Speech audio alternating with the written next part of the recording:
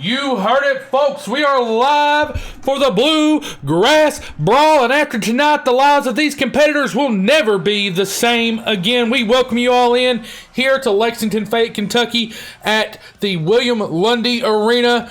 We are excited for a fantastic night. We have the 2 out of 3 falls, KJM versus Fenton Faris with a 30-minute time limit, but I am being told that if this goes 30 minutes and there's not a victor, we will have an overtime. There will be a winner. We have the Seal Your Fate ladder match. Silence versus Finkel. The winner will get a permanent contract here in Titans of the Ring. It's going to be exciting. These two young men trying to earn their right here. We're being told that Ronan will have an opportunity to go to the ring tonight to call out the mystery hacker who has been interrupting her previews, her matches, all of those things, and trying to make her life hard, and did cost her that match against Alexis Slater. We will see an exhibition match, Andre Robinson versus Principe Electrico, to make up for what we did not get to see on last week's show. This should be an absolute barn burner, and I am ready for it. I don't know about you, Saint. Bryson Taylor versus Ray Della Morte in a 20-minute time limit. Additionally, making up for what you did not get to see last Tuesday night, these two men looking to continue to climb those ranks in the singles division, hoping to earn their right to a potential chance at any type of gold when it comes up. The showcase match, Alexis Slater got her wish after calling out the booking committee, saying that the women should be on the show, so she will get to take on Cara Degata. Thank you, Doodlebop. Thank you for the subscription. Alexis Slater will be taking on Cara Degata in a 20-minute time limit match. And in the main event, we are going to crown those beautiful Titans of the Ring Tag Team Champions in a fatal 4-way gauntlet match. Now, if you missed Tuesday night, you missed seeing that Adrian Flynn was pinned by Ronnie Hawthorne, meaning Flynn and the Silver Stallions have to enter first, and that Ronnie Hawthorne, Rhett Bishop, the High Rise will get to enter the gauntlet last, giving them a statistical advantage, and the Silver Stallions will have to fight through Major Artillery and the Tennessee Tens. Tonight you are the final entrants in the gauntlet match for the Titans Tag Team Championships. Whoever advances in the gauntlet you'll have to face in the final match. Headed into the main event, unsure which team you'll have to face, what do you think your chances of victory are going into this bout? All right, let's get one thing straight. You obviously haven't been watching the shows, because if you were paying attention, the answer is clear as day. Ronnie and I are taking the Tag Team Championships home tonight. And there's not a damn thing anybody is going to do about it. Whether we enter first or last in the gauntlet match, the results are going to be the same, no matter what. Let me spell it out for you, since you clearly aren't catching on. High Rise is the best thing on this show. Silver Stallions, Tennessee Tens, Major Artillery, all great teams, amazing wrestlers. They earn their spot, but that's just it, though. It's just a spot, an opportunity. They're going to be satisfied they even got to touch the main event. Me and Ronnie, though, we aim high. My partner in crime, one Mr. Saint, had the opportunity to get that interview for us. It sounds like High Rise is quite ready for tonight. I am the Titan Rising Casey. This is the Saint Sins Dylan. We are here for an excellent night at Bluegrass Brawl, and our first matchup, KJM, Fenton Faris, 2 out of 3 falls. And I think this is going to be a beautiful conclusion to what is now a 4-part series between KJM and Fenton Faris after they did not get a conclusive victory over one another in Tuesday's third match in their best-of-3 series. It's hard to believe that this saga will be over here, but all good things must come to an end, my friend, and we got to see who can get the win here. And, you know, seeing KJM make his entrance here, I have to point out that he is looking absolutely great in his new ring gear. The young man no longer wrestling in his just normal gym attire. He finally looks and is acting the part. Quite excited to see what we've got in store here for the young KJM. Of course, wearing his Houston Oilers hat. I hear he's a fan of the Tennessee Titans, which used to be the Houston Oilers, might I add. It's a fun fact for all you football fans out there. But excited to see this young man in action.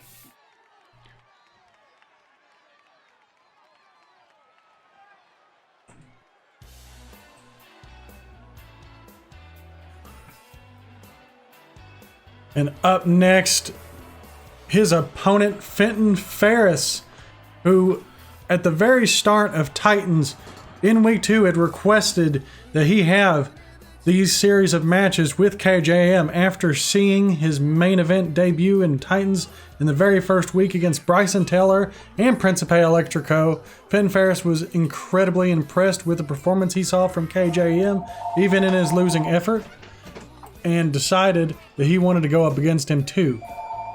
Fenton Faris was able to get the first fall over KJM in week 2. KJM got the victory over Fenton Faris in week 3, but both men got counted out on Tuesday's show. And the booking committee decided that in order for this to be fair, to see who is the better man, they would take part in this match in the opening of Bluegrass Brawl in this 2 out of 3 falls match. Absolutely, and we're going to see who is the better man here. There has to be a victor.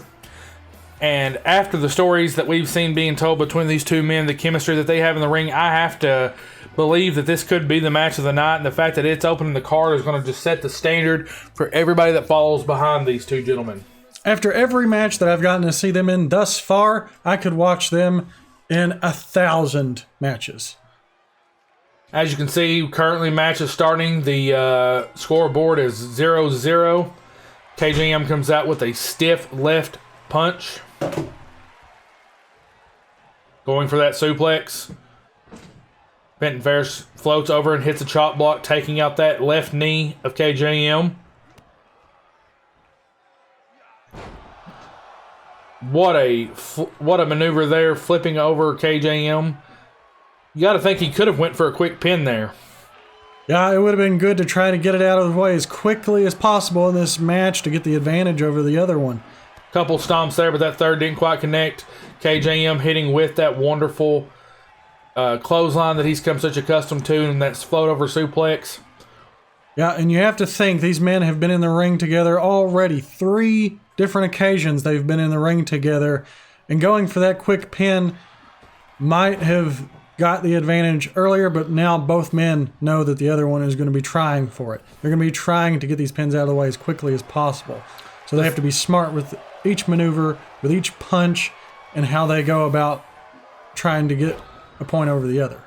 You have to think about how much improvement we saw from KJM in a short amount of time, and that you've got to think that Faris maybe has not improved as much as KJM, but they now know each other better. But you have to see that KJM might not be as big of an underdog as he was in that first match, because he has benefited greatly from working with Faris, and even in a draw and a loss, he did get that win. The confidence is up, and his movement is just so much more crisp, much more educated, and much more stylistic.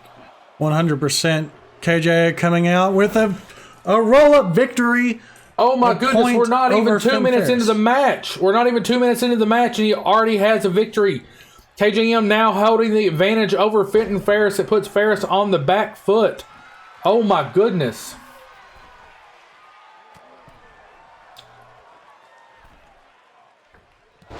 I'm going to be putting up a poll in the chat. Let's hear from you, our fans. Let us know who you think is winning this one. Who's going to get the falls after we saw KJM get the first fall here in the match. Beautiful drop kick from Fenton Faris, laying out KJM. He went for shooting star press there, but landed right on KJM's knees. Missing the mark with that one. Again, KJM using that smart movement, being quick on his feet, not letting Fenton Faris get too many shots in early on in this match. And another roll-up from KJM, but he went right into the ropes there. The poll is now live. We want to hear from you, the fans. Please cast your vote. Who do you think is going to win between KJM and Fenton Faris in this match? Thus far, KJM has kept a dominant presence over Fenton Faris, working him over, keeping him grounded if he can, being quick on his feet, reversing maneuvers and strikes from Fenton Faris. You have to think he's got to been watching the tape. back over and over again from their first 3 encounters. I don't think that KJM is okay with that 20-second countout that they had from that last one. He's not going to make those mistakes again if he can help it. No, but you also have to remember it kind of was his fault for the 20-minute or 20-second countout. He lost track of time and his anger got the better of him.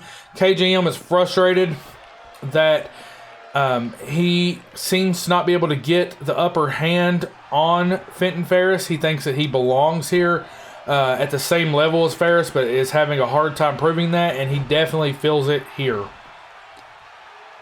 And if he was able to get one up over Faris,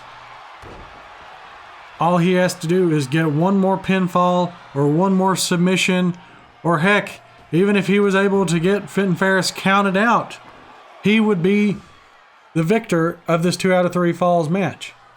Absolutely. I don't want to say that he has any type of advantage, but he absolutely does in this situation. He is the one with the rights to get to say that it is my turn, that it is my right to get this, and he has shown that he can get that first victory. He knows he can beat Fenton Faris. Absolutely. We've seen him get a victory over Fenton Faris during the week 3 match, the second match of their series. He was able to get a roll-up in the first 2 minutes of this 2 out of 3 falls match. All he needs is one more to prove that he can beat Fenton Faris fair and square, that he is the better man. Absolutely. We also, while we have a moment, want to thank Doodlebop for the re-upping his subscription. It means the world to us, my friend. Thank you for your continued support and allowing us to do what we do here at the Titan Rising channel at K2 Gaming in conjunction with the Saint Sins Productions. And you see Fenton Faris getting KJM squared away on the top rope, going for something big here. Faris up. Oh my gosh. What a nasty superplex into the middle of the ring. Both men spilled out on the mat, but Fenton Faris taking advantage and going for a pin.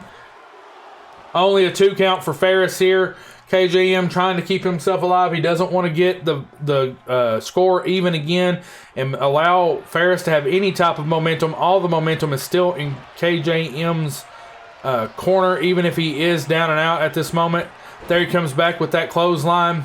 If he can build his momentum back, you think he's got to have an opportunity and the best chance to win this match.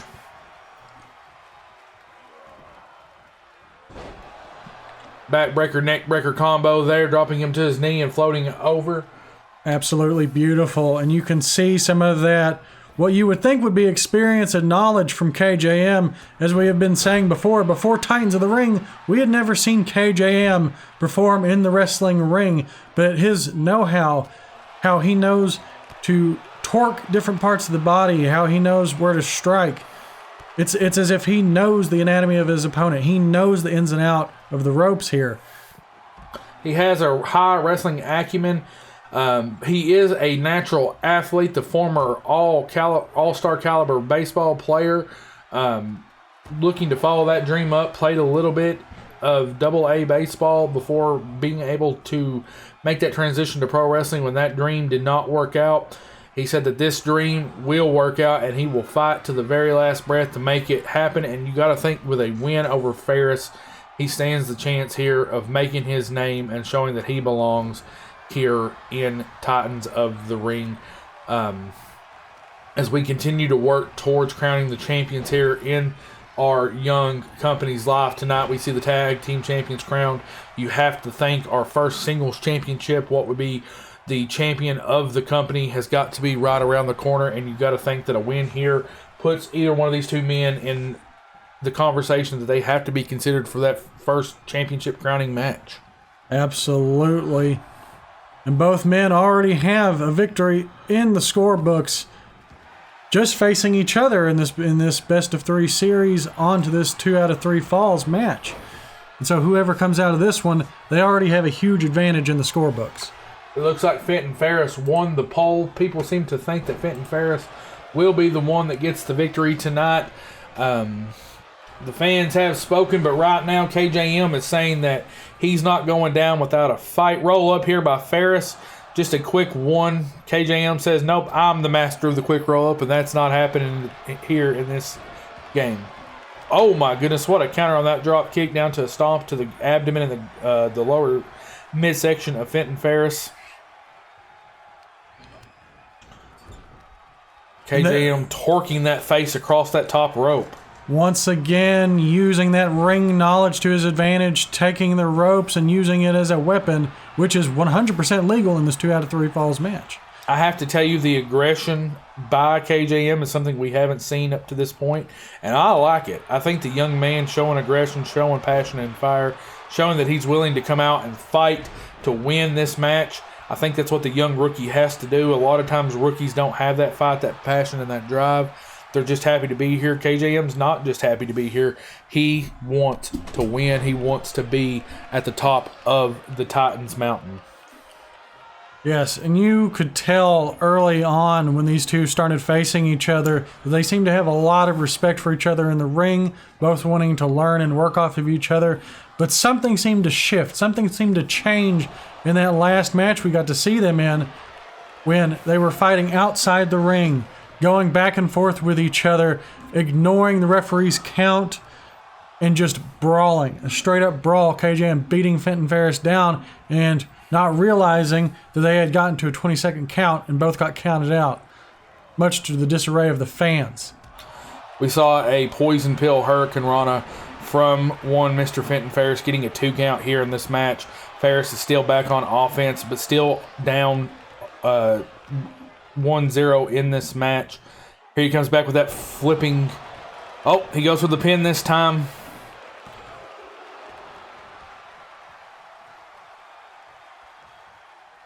KJM being pulled back to his feet by Fenton Faris.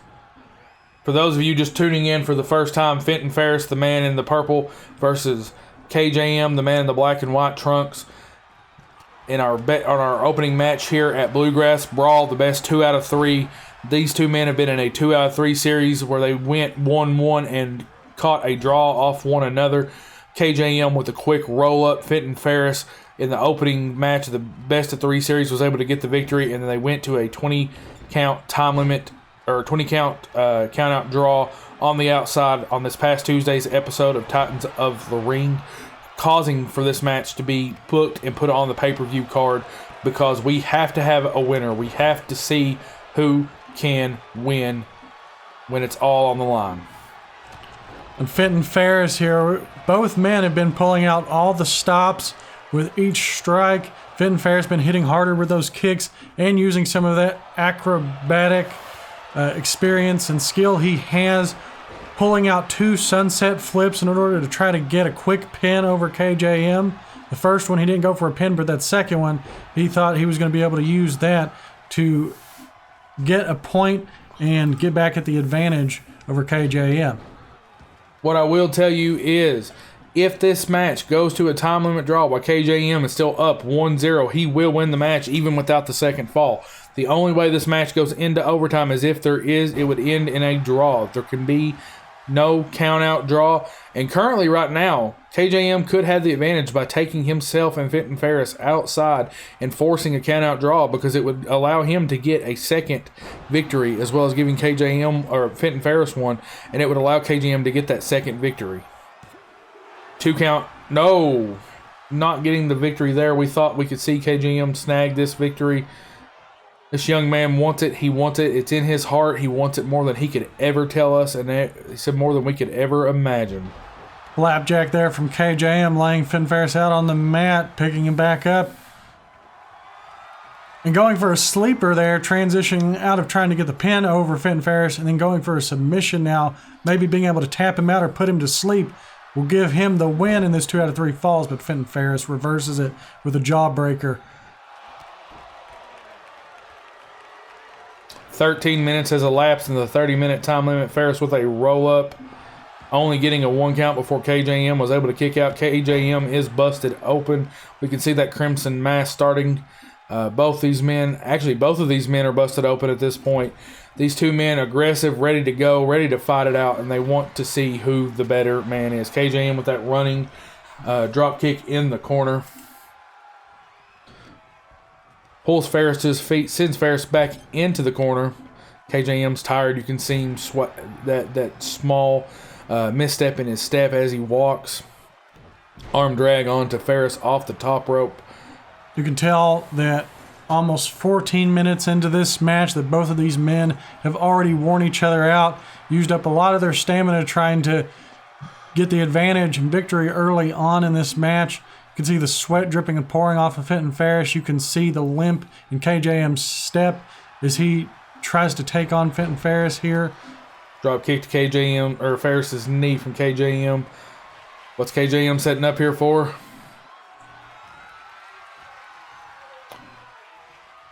Oh.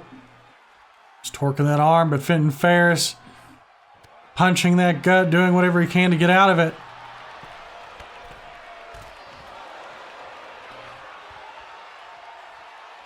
Can't get a decisive victory outside of the ring unless it's by a countout, which would be not a good end for this 2 out of 3 falls match to finish out this series between KJM and Fenton Faris. Absolutely not. We want to make sure that we see a decisive victory. We also want to take a second to thank Mythos Technology as well as the rest of you fans that come out and support and buy the tickets and help us put on this great show. We were able to get those beautiful blue mats that are surrounding the ring as well as a new ring sticker, as you can tell by the Titans of the Ring logo in the center of the ring.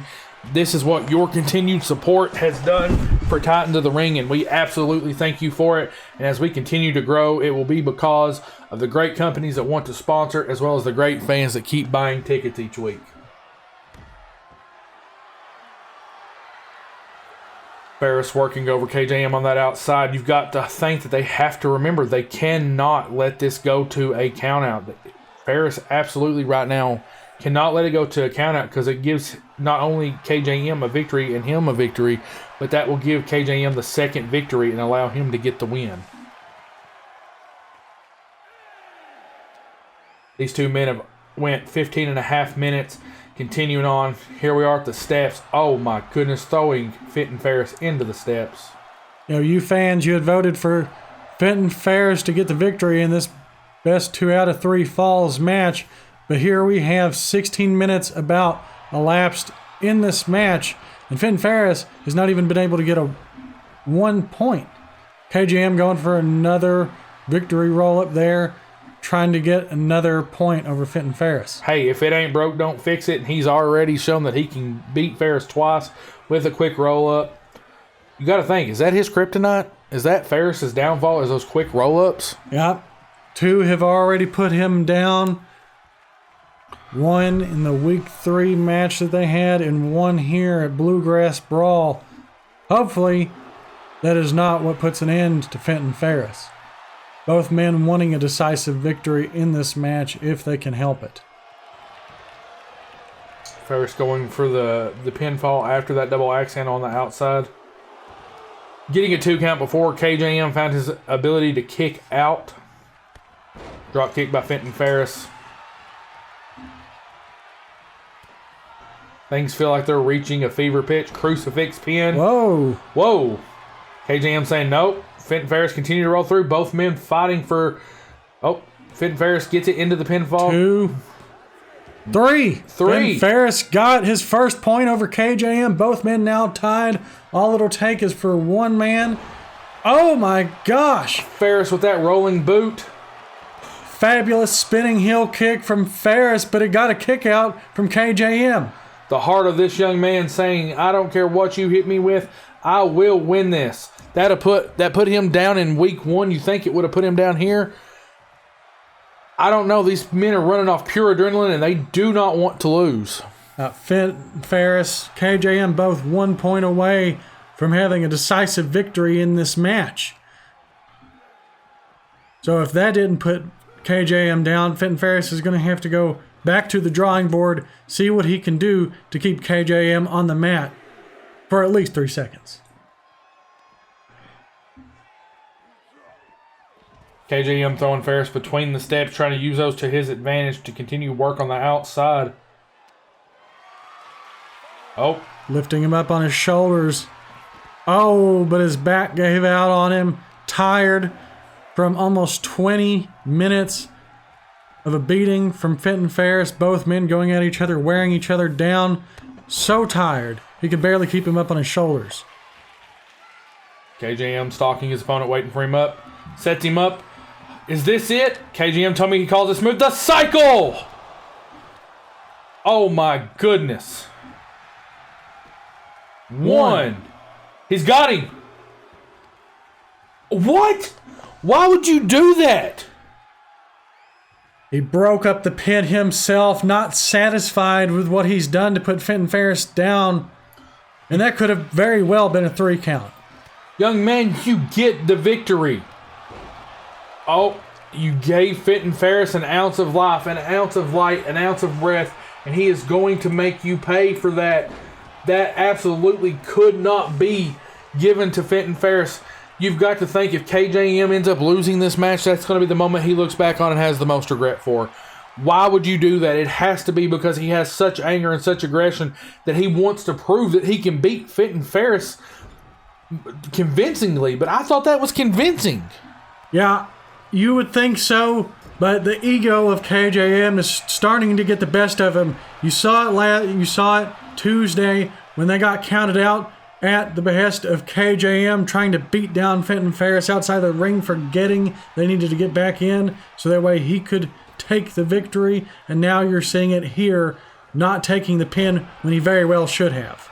KJM is a competitor at heart, and he always said that he wants to make sure when he beats an opponent that there is no doubt that he is the victory. And I think so far he's felt like both of his wins, or his one pinfall victory and the first pin in this match, might be able to be written off as lucky flukes, and I think that might be why we've seen him do what he's doing. Oh my goodness, that elbow drop off the top rope.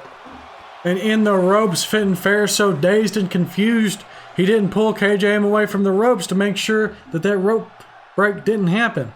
KJM has shown that he has not had great ring awareness in the last few weeks with that. With the amount of rope breakups he's had on his pinfalls, and now Fenton Faris making that same mistake. Both these men tired, been going for almost 20 minutes. Blood in the eyes of Fenton Faris, keeping him from hitting and connecting with all of his shots, unable to get him away from the ropes. The man could hardly see. Both men running off pure adrenaline in this match. This has been an absolute all-out brawl and all-out war. These two men absolutely trying to prove who is better than the other. KJM with that DDT. Quick snap DDT to Fenton Faris, putting him on the mat. KJM now taking back his advantage in this match. If KJM can hit the cycle one more time, I think it's his to... this is his match. And right now, currently in my mind, it is his match to lose. He had the victory and let it go. Calf kick to KJM, putting him down. Fenton Faris going to try something. KJM rolling back over, but Fenton Faris isn't going to let him move. Climbing back to that middle rope for that elbow drop. Oh my goodness. 2 elbow drops and a fabulous heel kick. 2. 3. Fenton Faris gets the second victory. Faris is now the winner of the best of 3 series, proving that he can win in the 2 out of 3 falls here at Bluegrass Brawl. Listen, I know that KJM has to be disappointed that he lost this matchup, this best 2 out of 3 falls, but I have to give my respect to both men for that competition. Well over 20 minutes of combat. Both men able to get some form of falls over each other, but Fenton Faris came out the best man in this best 2 out of 3 falls. As much as I'd love to spend more time on it, we have to move on. Andre Robinson versus Principe Electrico. I'm eager to see that these two men enter into the ring together. Andre Robinson, Principe Electrico. Principe getting that first chance in the main event against Bryson Tiller, and now he's facing the protege, Andre Robinson.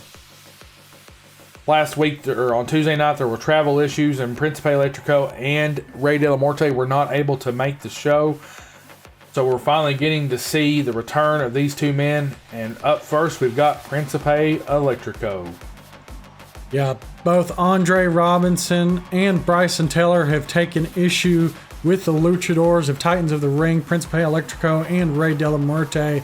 because of a clashing of styles, a clashing of wrestling know-how, not taking much respect for the lucha libre style of wrestling that Rey de la Muerte and Príncipe Electrico have embraced. Andre Robinson and Bryson Tiller have both said that the old school way is the right way. That's what Bryson Tiller preaches when it comes to being in the ring. There's only one way to do it, and that's his way.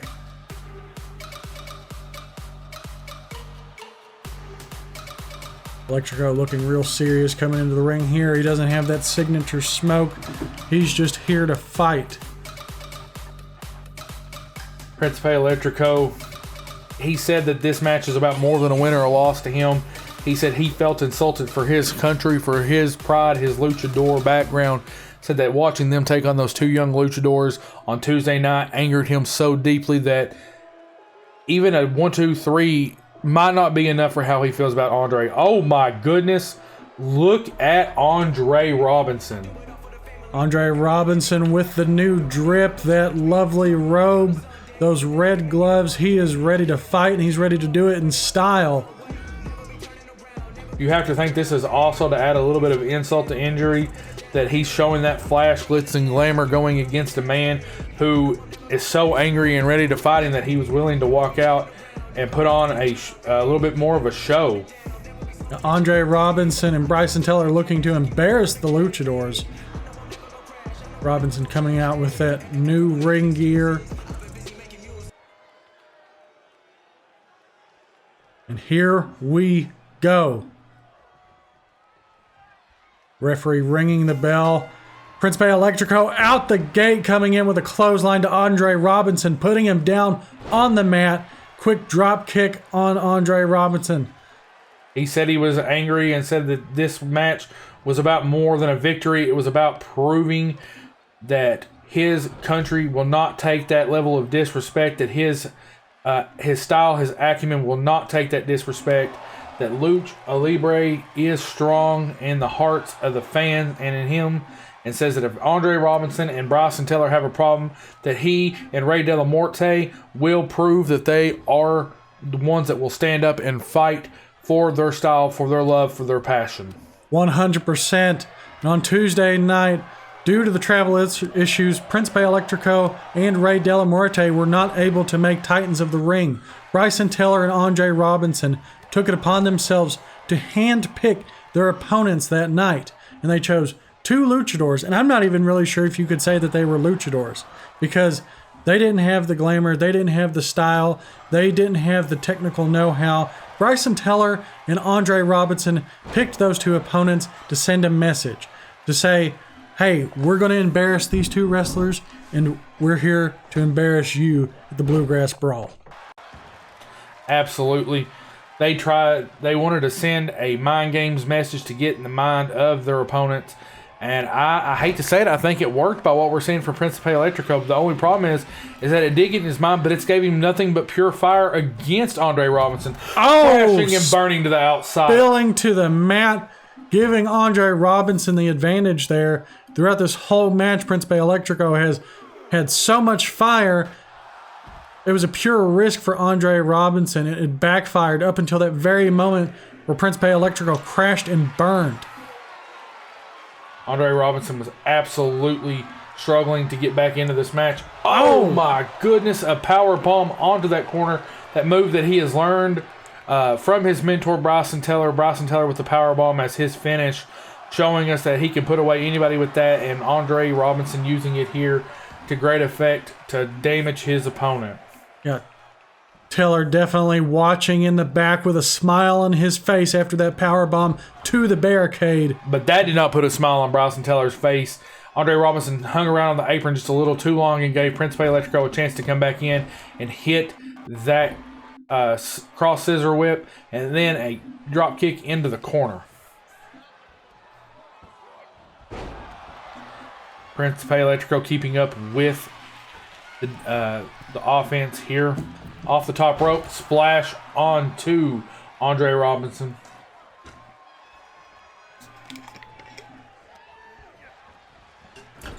If you are liking what you are seeing and you are not around on Tuesday nights at 6 o'clock, 4 Titans of the Ring. You are missing out.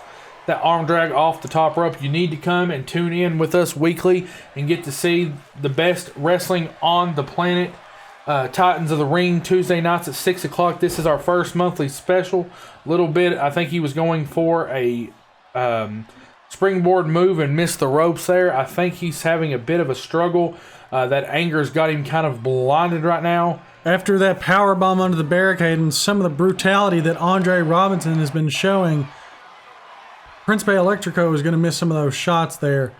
Blinded by rage, blinded by pain. Andre Robinson taking advantage of those missteps from Príncipe Electrico with that kitchen sink knee to the gut of Príncipe Electrico and laying him out on the ground. You can see him wrenching the neck of Príncipe Electrico, doing everything he can to brutalize and hurt him. Up and over. Fisherman suplex by Andre Robinson. Andre Robinson not going for any pinfalls, not wanting this to be over. He says, I am going to beat you, sir. I'm going to embarrass you. Both these men relatively young. Príncipe Electrico started wrestling at a young age. He's got much more veteran experience, but he's quite young. Both these men still under 30, still proving that they can hang in the ring. Andre Robinson, though, we talk a lot about KJM as a rookie, but you gotta remember just how young Andre Robinson is in wrestling. But he carries over that boxing acumen. He carries over that natural athleticism, and he's under the tutelage of one of the best that Titans of the Ring has to offer. A man that WWE themselves were willing to bring in as a trainer to train their youth, their young people. And you can see that in Andre Robinson and how good he is at this point. Absolutely. You see it, Andre Robinson there, lifting Príncipe Electrico up onto the ropes. Now he's gearing up for something else. A pop-up punch to the face of Príncipe Electrico, laying him out. That boxing skill Andre Robinson, put to the test. Andre Robinson gets the win here in the Martin Lundy Arena.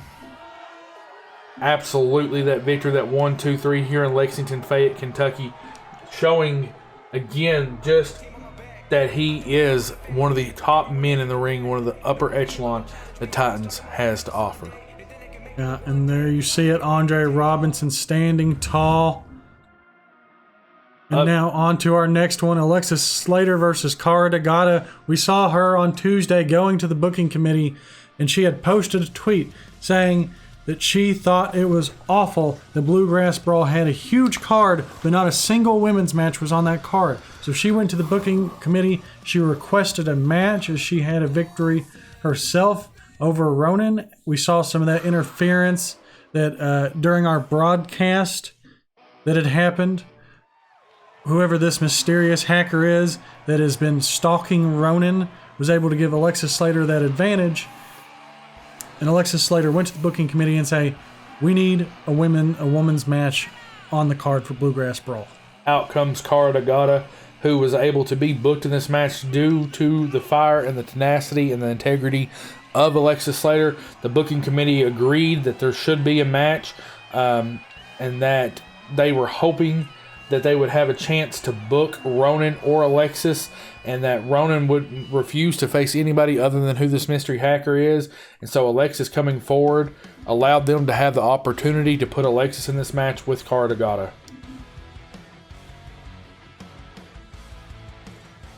Out comes the young Alexis Slater. Once again, another young wrestler here. In Titans of the Ring, we have a lot of young rookie wrestlers, but they are proving that they belong, proving that they have the skill that it takes. It's hard to say who might be better, but I think between KJM and Alexis, they've shown that they have a quick mind for the wrestling business and that they can improve. And it's going to be her versus Cara DeGata, and you think Alexis has a lot to prove here. If you're going to go out and you're going to put your name on the line, you're going to put yourself on the line against the booking committee and request a match, you've got to think she's got to come out and really show out here. Look at this stare down between these two women. These two wonderful wrestlers. Those kicks from Cara DeGata to open up our match here. Both fired up and focused. Cara DeGata with a little bit of fire herself there, taunting giving a little bit to the fans there, but giving Alexis Slater that advantage as she came up on her, knocking her down to the mat. Hit her with that power-up punch. Alexis with that same kick that Ronan does. These two women who are able to put that move to great use. And it's absolutely beautiful because as Titans of the Ring has progressed, we talked about how we have all these rookie stars. We can really see how they kind of bounce off of each other, how they learn from each other. Alexis almost got the victory there with a roll-up. There comes that kick once again. Both of these women, both of these wrestlers have faced Ronan. What is up, Fairly Grim? Thank you for the Pikachu emojis. Those are awesome. I hope you're having a good time and enjoying Bluegrass Brawl. Alexis Slater in the ring right now. Going up top. Oh, that crossbody did not connect. And missing it there, that was able to give Cara Tagata an advantage, drop kicking Alexis Slater to the outside, planning on something else, but Alexis Slater a little too close to the ring. If she tried to make a dive, there was a good chance she was going to miss there. Alexis Slater back in, drop kick to the face. Alexis with that fire with an elbow drop. Very acrobatic style from Alexis Slater as you saw her roll back right into another running move. Mat slam to Cara Tagata. Did not get Alexis Slater the pin though, only getting a 1 count there. She's doing everything she can to keep Cara down on the mat. You have to think both of these women, plus Ronan, are thinking about the championships that could come in the near future.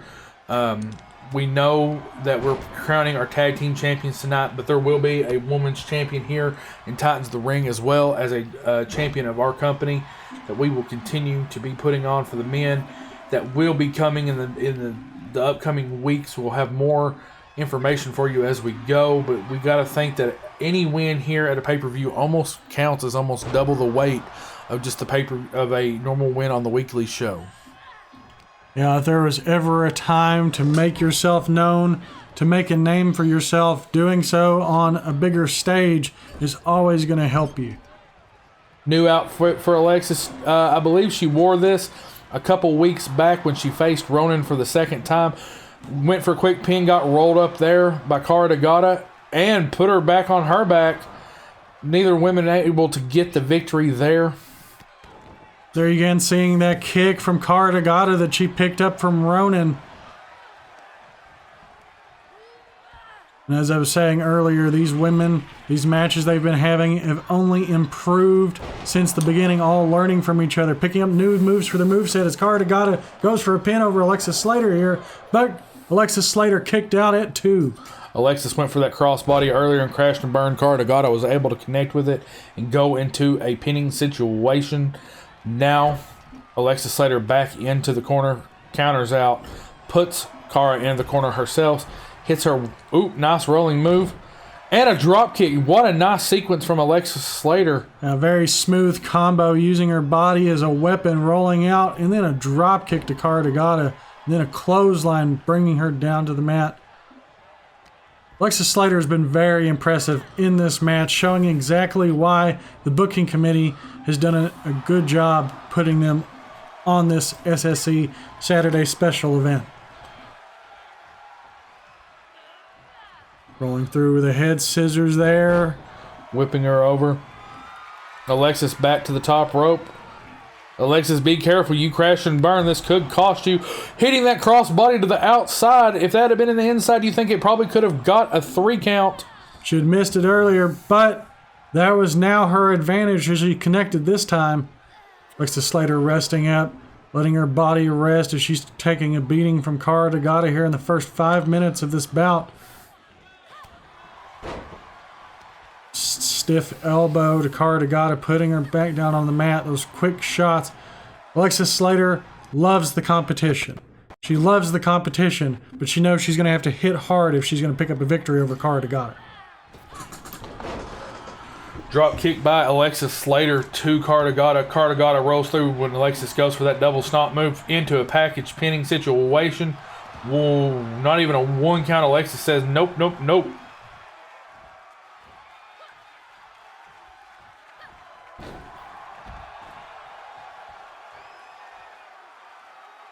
Cara got on the outside. Alexa Slater telling her to come on. Let's go. Let's get back in the ring. Is she going to go for it again there? Up on the top rope. Ooh, swift sidekick there. Very reminiscent of an old Rob Van Dam. Bringing Cara Dagata down and getting her back in the ring so that way she can earn this victory. Going for the pinfall victory here. Very smart move after that big kick off the top rope. Bringing her back in and going for that pin.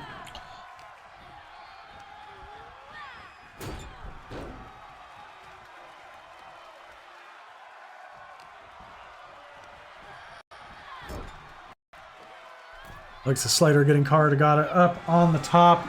Going for something big here. What's she got in store? A Hurricanrana off the top rope. Oh my goodness. Calling for her opponent to get up. What are we going to see from Alexa Slater? Alexa Slater getting very overconfident here. But it all came crashing down for Cara as she got that face buster. Alexa's calling her opponent to her feet. What's she got here? Some sort of pump handle move to put Cara Dagata down. Go for the pin, young lady. And a kick out from Cara Dagata. The move did not put her down for the 3 count. Cara Dagata still fighting to stay in this match.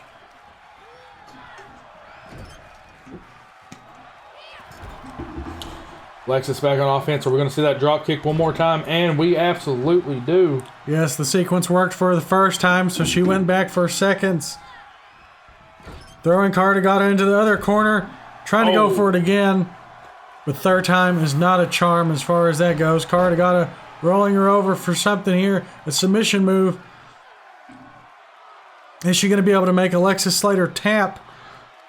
Alexa Slater doing everything she can to fight out of it if she can help it. Cara Dagata still holding on tight. Alexa Slater using her knees to her advantage to get out.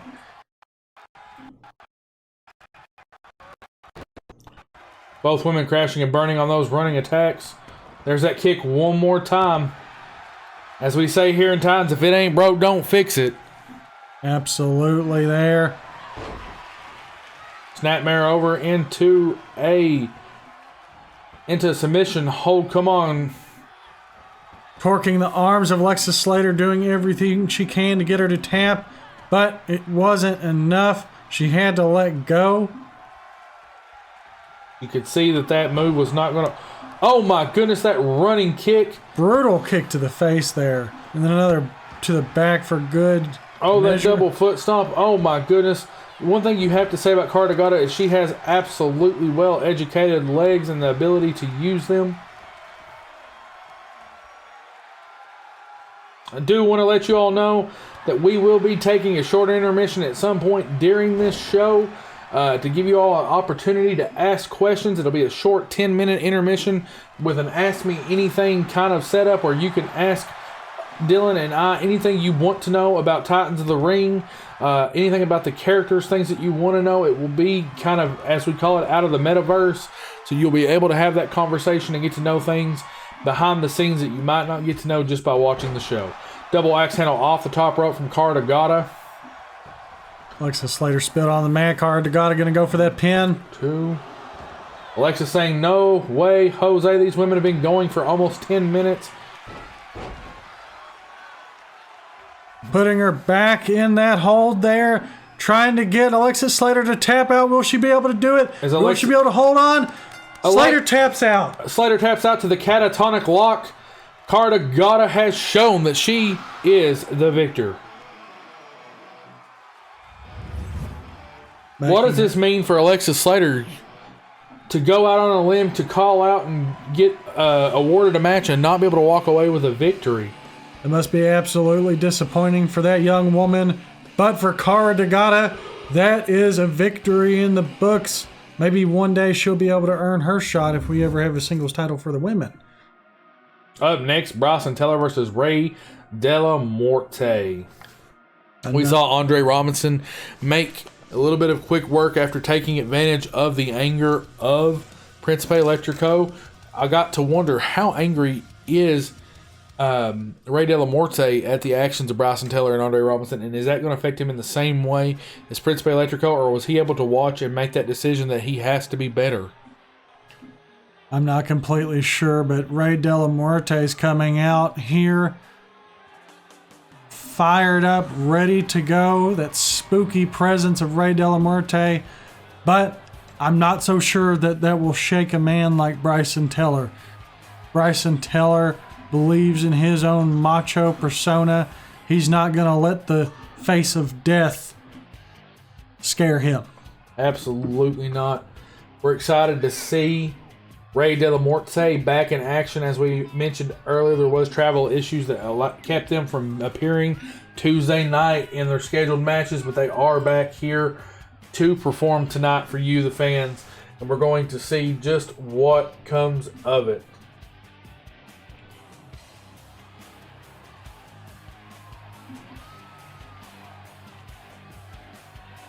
Ray De La Morte looks good and focused here as he awaits the arrival of his opponent, Bryson Tiller, the Bulldog from Boston. The man with the best record in Titans of the Ring. You'd have to think that being here on a bigger stage would maybe shake the confidence or make Ray De La Morte a little nervous, but no, not a single glimpse of nerves on the face of Ray De La Morte. He is fight ready. He is focused for Bryson Tiller. But the same thing can be said for this man looking down at Ray De La Morte standing in the ring. Bryson Tiller is geared up and ready to go to embarrass his opponent tonight. Same way that Andre Robinson did Principe Electrico earlier in the second match of the night. Is that you, John Wayne? Is this me? Bryson Tiller looks like he's straight out of a villain of a Western movie right now. Here to prove that he is the top dog in Titans of the Ring and get another singles victory. And he's going to embarrass Ray De La Morte, and that we know is his goal, to hit that pay window and to earn his right to the gold eventually. Bulldog of Boston moving out of the way for Ray De La Morte, who had come from a running start to get a hold of the Bulldog of Boston. Bryson putting him up in the corner, pinning him there with a big old body splash onto Ray De La Morte. There is quite an obvious weight differential and a size differential between these two men. Bryson Tiller's legs look like tree trunks in comparison to Ray De La Morte, but that is because Bryson Tiller, the former collegiate linebacker, able to use his body to make Ray De La Morte have a disadvantage, but Ray is faster. Ray is able to move off them ropes and use that lucha libre style, and we will see if that will be at his advantage. You can't count the little man out. As one other luchador, Ray, once said, it isn't the size of the fight in the dog, it's the size of the isn't the size of the dog in the fight, but the fight in the size of the fight in the dog. Man, that was an absolutely awful attempt for me to say anything on this stream. Up and over with that suplex. This match has been all Bryson Tiller. Bryson Tiller taunting the fans there as they boo him, taking down Ray De La Morte. But he doesn't care. He doesn't care what the fans have to say. If they've got something against him, he'll just put him down, just like he did his opponent right there. Elbow drop onto Ray De La Morte. Picking him back up into the ropes, and a swift elbow to the face of Ray De La Morte, bringing him down to the mat. You have to think Bryson Tiller and the way that he has conducted himself when it comes to these luchadors, and then coming out here and brutalizing Ray, that has to be a little bit embarrassing there. The ref holding Bryson Tiller back, saying that don't go out, don't be aggressive, keep the match in the ring. Bryson Tiller finding his way out. Saw that Ray De La Morte was getting back up and went back into the ring to wait on his opponent. Oh, what was Ray De La Morte thinking there? You can't do that against a veteran like Bryson Tiller. You can't take that time. Oh, reversal there. Off the rope there into a drop kick. And listen, when it comes to this fight, when it comes to the fight that Bryson Tiller's putting up against Ray De La Morte, I'm not so sure that size is the biggest differential here, but maybe experience. Because in the very first episode of Titans of the Ring, we saw Ray Delamarte take on Timothy Ray Young, who is not a small man himself, but Ray Delamarte was still able to pick up a victory. Now this boils down to experience. Bryson Tiller is much more experienced than a big man like Timothy Ray Young, and you're seeing that as he knows the inner workings of this ring and the way he takes on Ray Delamarte, reversing almost everything that he's got to throw at him, using that size to his advantage, using those brawling skills to his advantage. This is about experience. Ray attempting to work over a moment ago that bad knee of Bryson Tiller. That knee brace puts a big target right on that knee, and Ray Delamarte was trying to work it over with stiff punches into the knee, but Bryson Tiller is showing that didn't even seem to phase him. As we said, the man has tree trunks for legs, it seems like. You got to do more than just a couple hits to get this man off his vertical base. Yeah, running into Bryson Tiller and trying to attack him is like running into a Mack truck. Ray Delamarte was planning on going for a moonsault there off the ropes. Bryson Tiller wasn't quite in place like he was thinking he would be, so he landed on his feet. Ray Delamarte is swift in his style, and so if something happens, he's going to be able to cover for it. Quick arm drag. Leg drop by Ray Delamarte. Trying to go for a leg drop on that leg and just barely missed it. Up. Oh, roll through. Back to his feet after that. Senton off the bottom rope. Back into another leg drop. One thing that gives Ray Delamarte an advantage here at Bluegrass, Brawl, or in Titans of the Ring period is his ability to utilize every part of the ring as a weapon, to utilize the ropes, the turnbuckles, the apron. He knows how to move about the ring probably better than anyone else, and it comes from that Lucha Libre background. 100%. Every part of the ring provides a height advantage for Ray Delamarte. He can climb and jump off just about anything in a way that a lot of our wrestlers here are not quite able to. Absolute pure athleticism and talent. Here it is, Bryson Tiller in a roll-up. Bryson Tiller rolled back over. Nope. Ray Delamarte able to kick him off. That shows that the young man has a lot of strength, but that big boot by Bryson Tiller saying, no way, this is my ring still, and you have to remember that. 2 consecutive big boots, 3 consecutive big boots from Bryson Tiller, putting Ray Delamarte on the mat there with a quick boot to the jaw. Into the corner from Bryson Tiller. Bryson Tiller's got something planned for Ray Delamarte. Can only wonder what that is, cornering him there. Another body splash to Ray, using that big size to his advantage over the little man here. Last time Ray was on the outside, he was able to hit that big drop kick off the top rope, but not this time, thrown back in by one Mr. Bryson Tiller. Punch to the gutter, Ray Delamarte. Atomic drop, bringing him down. Oh my gosh, those kicks. And at this point in the match, Bryson Tiller is just trying to humiliate Ray. Those quick chops and stomps. Those kicks, he's trying to injure him. He says, if you're going to utilize your body like a wrecking ball, I'm going to wreck it for you so you can't. Bryson Tiller going for a big boot and missed it, but hitting him with that lariat. Bryson Tiller very quick to pick himself back up. He does not make a mistake twice if he can help it. If he does, he definitely learns from it. That splash into the turnbuckle, no one home, into a pinning situation. I spoke too soon on that one. Bryson Tiller missing that body splash, but that roll up going back and forth. But neither man able to get a count more than one there. You see, Ray Delamarte was trying to go off the ropes but was unable to. His leg gave out on him. Bryson Tiller has worked over the body parts and the body of Ray Delamarte to where I think he has an advantage. It's hard to say, both men fighting with such fire and passion, but it's almost impossible, Dylan, to count out anything that Bryson Tiller does. You can't count Bryson Tiller out even when he looks down. He's got something planned here. Another big boot to the face. And here's the thing. When your biggest advantage over your opponent isn't size, but it's speed and agility, what's the one thing that you're going to have to do? You're going to have to take out those components.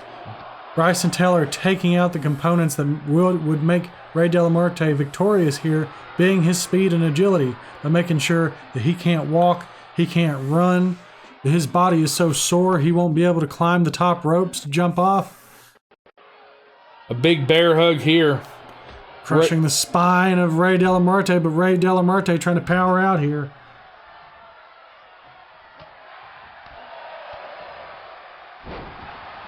DDT by Ray de la Muerte. Pulls his opponent back up.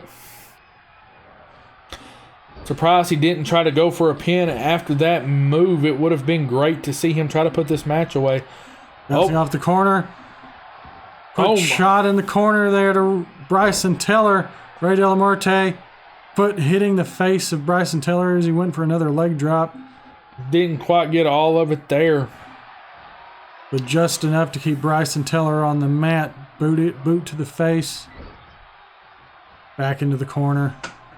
Ray de la Muerte's got something planned going up to the top rope. Hurricanrana to Bryson Tiller. That huge mountain of a man coming collapsing down to the mat. Ray de la Muerte going for the pin. We saw this mistake earlier from KJM against Fenton Faris. This could be a mistake for Ray de la Muerte, but you know he's angry. Him and Principe Electrical both have shown their anger, their aggression, how annoyed they are at what these men did to make fun of their country and of their wrestling craft. Big cross body to the outside of the ring with Ray de la Muerte. And this is exactly what Ray was wanting here, to continue to do what Bryson Tiller has done to him and humiliate him just a little bit. Jumping off the top rope to the outside, saying, "This is my style, this is how I wrestle, and it can beat you all the same." Bryson Tiller, this is the first time I think we've ever seen him in a situation where it looks like he could potentially lose. Bryson Tiller has been dominant in Titans of the Ring, and this is the first time I think I've ever seen him down and out, but that big boot right there proves why he is on top and why he is the favorite of any betting odds for any single championship for the men that comes up. About 10 minutes into this match, I want to know, who do you think is going to pull out the stops in this match to get a victory over the other? Who do you think is going to get the 1, 2, 3? Ray de la Muerte there going for a pin himself, but Bryson Tiller a little too close to the ropes. The ref had to call for a rope break. Arm stretch by Ray de la Muerte. Another one of those sentons off the middle rope. And another one there just for good measure to keep Bryson Tiller on the mat. Ray de la Muerte not getting even a 1 count there. Bryson Tiller's not going to let him have the satisfaction.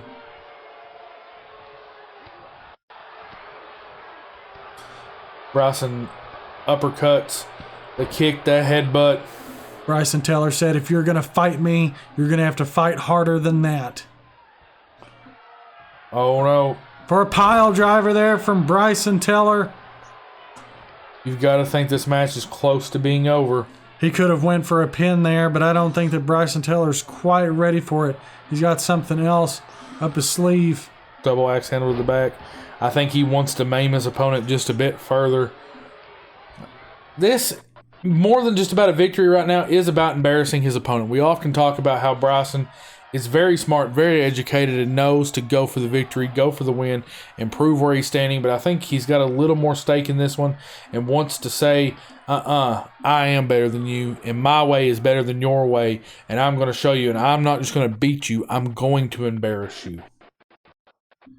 Now those hard-hitting moves from Bryson Tiller. He's wanting to show Ray de la Muerte that his Lucha Libre means nothing to him. That all he has to do is brutalize and maim him and incapacitate him. Oh, running senton off the apron there from Ray de la Muerte. Almost 13 minutes have passed in this match. 12 and a half minutes at this time has went by in this match. We're working towards minute 13. These two men have been battling out. They do have a 20-minute time limit. Oh my goodness. Ray Del Morte on the top for just too long. Bryson Tiller punishing him for that. A little slow on the draw from Ray Del Morte. Bryson Tiller laying him out with that big boot. Listen, when you're going up against Bryson Tiller, you can't be slow on the draw. Bryson Tiller is a gunslinger. If you don't pull the trigger, he will do it first. Those arms just coming down like hammers. Working his opponent over. Ray Del Morte looks finished. You don't want to count him out, but it's hard right now. He comes back with just a little bit of life for these strikes. Bryson Tiller is the one wearing the crimson mask. Ray Del Morte getting a little bit of offense in, but I hate to say it, I feel like Ray Del Morte's took the brunt of the offense in this match, and he's going to struggle a bit. But it is quite impressive to see how much offense he's got in on Bryson Tiller. Uppercut right to the throat of Ray Del Morte here. So many big boots from Bryson Tiller. You've got to think that there's going to have to be some medical attention paid to Ray Del Morte. Just finishing Bryson. Stop with the madness. Stop with the pain train. You've got to just get your victory and move on. Wiring down to about 5 more minutes left in this match. Wearing him absolutely out. And there it is, the Boston Bulldog. Bryson Tiller gearing up. Is he going to go for that power bomb? It looks like it. The power bomb. Bryson Tiller's finishing move. 2 and 3. That is it for Ray Del Morte. Bryson Tiller picking up the victory over Ray Del Morte. Bryson Tiller absolutely embarrassed, beat down, and maimed his opponent. You got to think he almost went a little too far. A little bit there. They already went out of their way to disrespect the culture of both Principe Electrico and Ray Del Morte. You can see it, Bryson Tiller proud of what he's done, even though he's sitting there wearing that crimson mask. He was happy with that victory. We are going to be taking a quick intermission for a 10-minute intermission. It will be your opportunity to ask us anything that you want to know about Titans of the Ring. Utilize this opportunity now. Dylan, why don't you go ahead and give us a slight recap into what has happened so far tonight.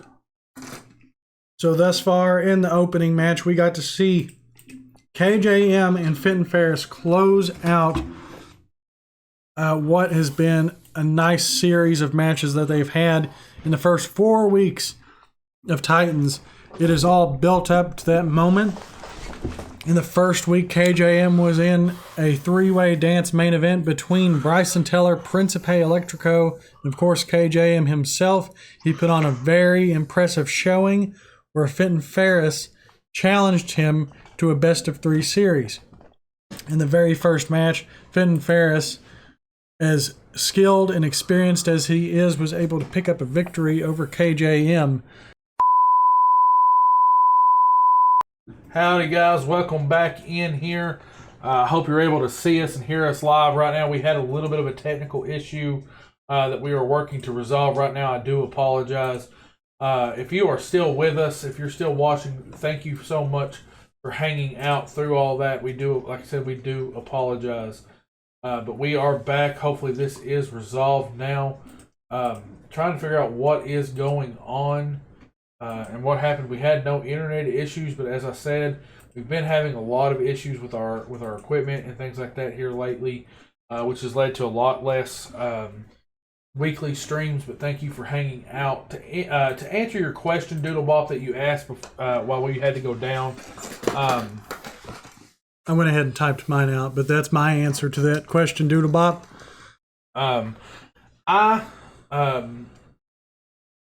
Since we're taking a moment, we're out in the metaverse. We're not just in the one singular. We're not in the immersion in the world where we have to be impartial. Yeah. there's been a lot of great characters that we've got to work on. But for me, Adrian Flynn really is a passion project for me. I can go and tell you that there has been years and years of storytelling with that character, just from me personally. So getting to bring him to light here in Titans of the Ring with his partner Andrew Sullivan and the Silver Stallions, it's a story that I've worked on since I'm telling you I was 14 years old. 16 years in the making, getting to share this story. Getting to bring those characters to life in front of you all has been great. Alexis Slater is another character who I've worked on, maybe not quite as long as Adrian Flynn, but she is part of their overall story. You'll see more of that in the coming weeks. She has a big place in my heart. All three of those characters do. Like I said, I've been writing them as characters since I was 14, so 16 years I've spent telling stories with them. I think we can say guys like Bryson Teller are also a labor of love for us. Getting to create the villain, getting to create the bad guy is often a lot of fun. And getting to go old school, Dylan and I both have a deep love for old school pro wrestling. And that old style, that smash mouth in your face wrestling, as a tag team that we both enjoy, FTR would say no fists or no flips, just fist kind of style. Bryson Teller is very much in that acumen. Absolutely. Dylan absolutely loves the mime silence. I do not. I'm going to have to detest that. I do not. But, I absolutely, I mean, I have to agree. When it comes to the Silver Stallions, it's just there's something about that friendship, that connection that you have with somebody where you pair really well together, like peanut butter and jelly. And those two, being these childhood best friends coming together and making a team, both having that same kind of passion and working well together. I really love that. Like I said, I love the Kentucky representation with the all blue. Adrian's nickname being the Kentucky Kid. Yeah. And here we are at Bluegrass Brawl. So it's only so fitting that they kind of be a face of that. But on top of them, I love all these characters, all the creation that's went into them, the designing process of all these characters, putting together the posters.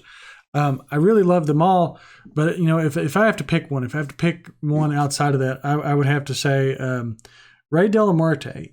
My favorite growing up.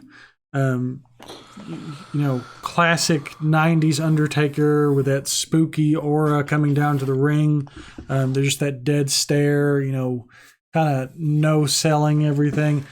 I really like that. I was always just kind of enamored by that supernatural presence he had, and kind of mixing that with like a lucha libre style, which is a culture I have a lot of respect for. I just think he's so cool. Yeah. I was shocked you didn't say Fenton Faris. Fenton Faris is another guy. Another person who I'm absolutely in love with. The creation of him. Yeah, no, I'd have to say that too. I'll tell you a character that's broke out and has changed a lot from the initial design and initial intention for him, and that has developed and I think is playing a much bigger part than we expected. We made the character as a joke. We were hanging out at work with a buddy and said, we're going to make a character that looks like you and kind of made in your image. And ended up, we really kind of got into the design and got into the backstory. What's up, T-Dad 1992? Thank you so much for the follow. Thank you so much. Every ounce of support goes a long way for us. We're at 145 of 175. For letting me be a part of and letting me sponsor the stream. I appreciate it. So did you miss all of that conversation that we had, Doodle, where we told you about the guys that we have a lot of love for? Because that's going to be really sad if you miss it. You'll have to go back and watch the start of this section of the stream. But to finish what we were talking about, one of the guys that is really different from the initial plan. So when we really created the character of KJM, He was supposed to be on the level of Silence and Flint Finkel. Yeah, it was meant as a joke. Him being inspired by a coworker of ours who, funnily enough, has a baseball background, has a wrestling background, and then, we put it in there as a joke, but then something about that, him coming in as the rookie, not quite having that just yet, but having that experience, that athletic background, it was like, he's a little more serious than what we were going to put him out to be. Yeah. And the stories, as much as we do, we want to take what you as the fans and as the viewers say and promote and use that as much in story. It's why people like Alexis have showed up a lot more frequently than she was originally intended to, at least for this portion of the story. It's why Silence has come back a little bit more than we intended for Silence to come back. We do have plans for Silence, even though, I don't care for him that much. But KJM is one that... the visual was out on it? Okay. But KJM ended up really clicking, and we have some really cool stories that we're going to tell with him. And he's going to be around more than I think we expected. And may actually end up being a major part. We kind of talked about AEW has their 4 pillars, and we've kind of talked and joked on our own, and we're not going to reveal to you who we think our 4 pillars are, just because we don't totally want to give away where everything's heading. But it's the guys that you build your company around. And I will tell you this, KJM has become in a conversation about is he one of the pillars or not. Right. And it's hard to say no.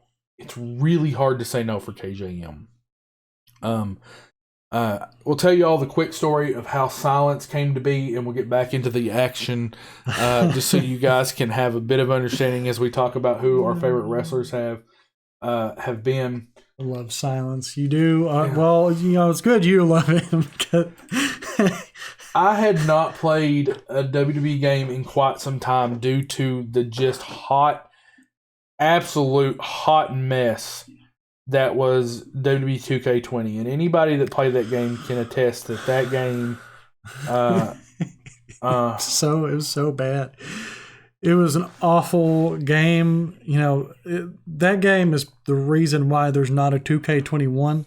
The experience, the bugs, the glitches, there was no good story behind it. They had to take a year off and didn't come back around until 2K22.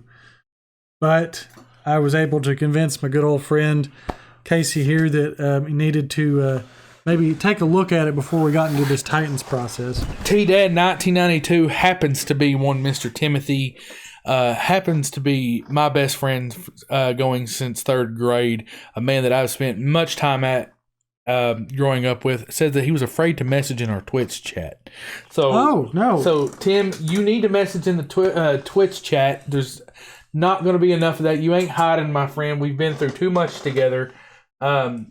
Yeah, it is a little serious at the moment because we're just trying to be honest about some of the characters and the stories that we're telling. I know you know the name Adrian Flynn.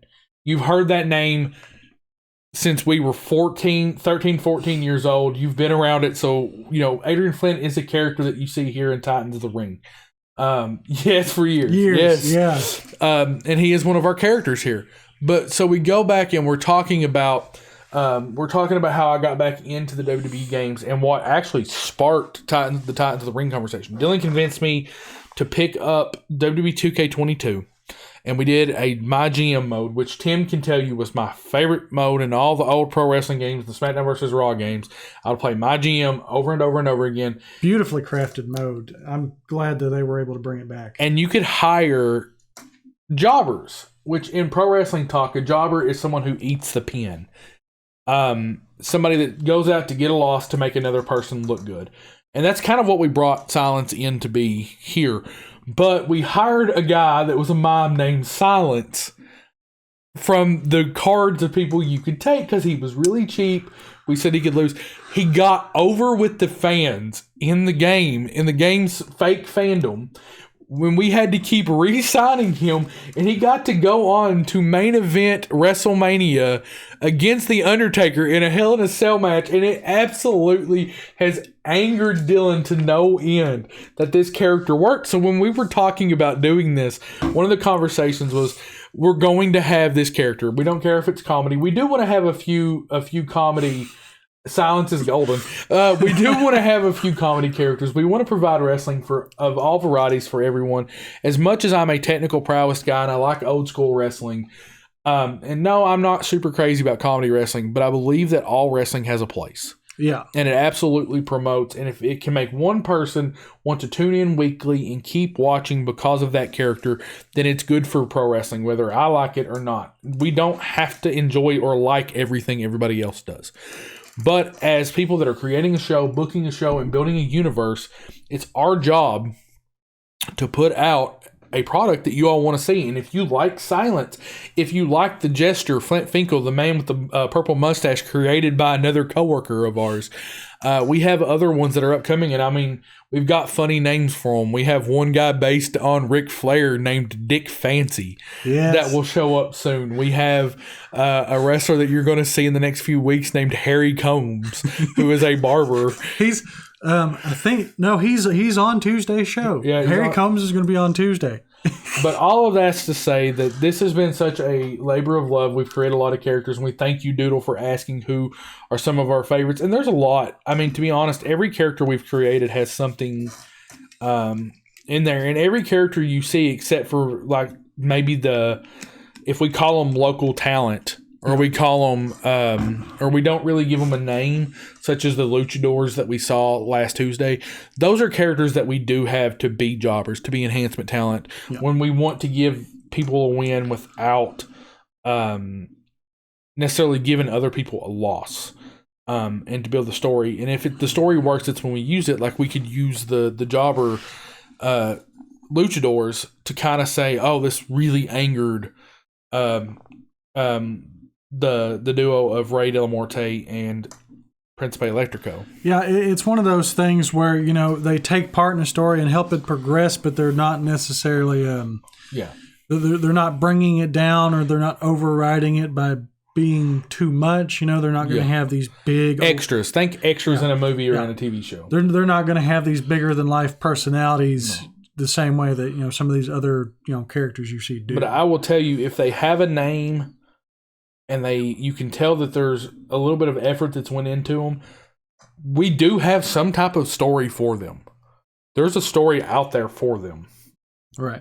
But we've been chitter-chattering for quite a long time, and I think we took a little bit of extra time due to the issues that we were having technically and making sure that we were up live.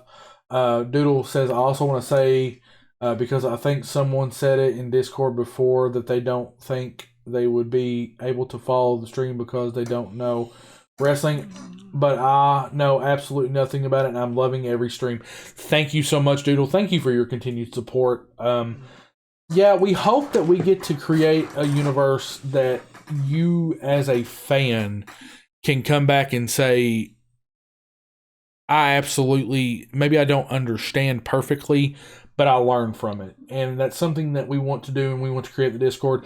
And Doodle, if you don't mind, throw out the Discord link for people out there. Follow this link if you're watching on YouTube. Thank you so much. The intermission will go up on YouTube with the show. Yeah. And so I'm sorry that it is taken. We've been going for about, I think, almost 20 minutes on the intermission. It was only meant to be 10 minutes, but due to the delay and the break in the stream, we had to make a call. But if you're ready, I'm ready. Let's get back into the action. I cannot wait. We are back for the final 3 segments of Titans of the Ring Bluegrass Brawl. It's been great. I hope you've enjoyed our first monthly special, our event, our MSE. And here we go back live. So as we get back into Titans of the Ring Bluegrass Brawl, there are 3 things that we have left.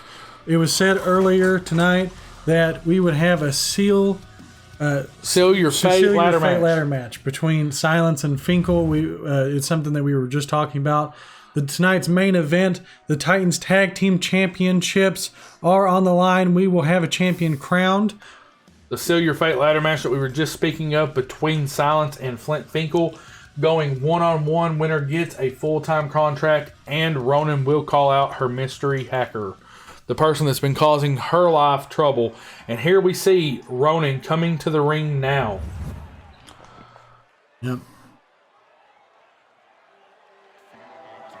Ronan coming through the curtain. For the past 2 weeks, someone has been stalking the Red Ronin. During her match with Alexis Slater during week 3, there was a broadcast disruption. The cameras cut out, and a message appeared on the screen that said balance will be restored. Alexis Slater was able to get a roll-up victory over Ronan. Now, Tuesday, she went up against a debuting wrestler named Celeste, an upcoming actress who wanted to get in the ring. She was able to overcome that same message and get a win over Celeste. Lights going out, but a message appearing. Whoa. Her broadcast being interrupted again. She hadn't even got to do the call out. She wasn't going to be able to call out. Oh my God. What is this? Oh my God. Who is this? Black and white gear, hair, whoever this is. Obviously looking to hurt and maim Ronan. She appeared behind her. The lights went out in the arena. She appeared behind her. We saw that message appear on the screen again. Absolutely destroying the Red Ronin. They say if you want to make a statement in anywhere, you go out and you find the big dog in the yard and you pick the fight. Well, she picked a fight with Ronan, and I don't think she can handle it at this moment.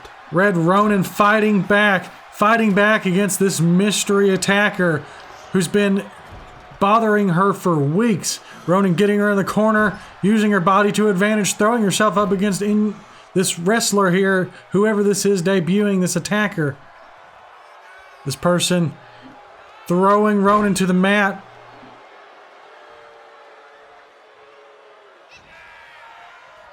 Quick snap neck breaker from this mystery attacker who has been disrupting her matches for weeks. I'm being told that security is being held back in the back. That this is a contracted wrestler. That somebody that was hired by the powers that be. That this is not just... So they knew. They knew. And now here you see it, her brutalizing Ronan, tossing her out over the top rope. She has come to send a message. To send a message to Ronan and the entire women's locker room. She picked the biggest dog in the yard and said, I am going to show you just who I am. Do we have a name? Do we even know who this is? Yes. Her name is Inyo. Inyo. Well, Inyo came to Bluegrass Brawl. She sent the message she wanted to send. And she absolutely sent it emphatically, but the show must go on. I hope somebody's checking on Ronan as we speak. I've got chills, absolute goosebumps from her.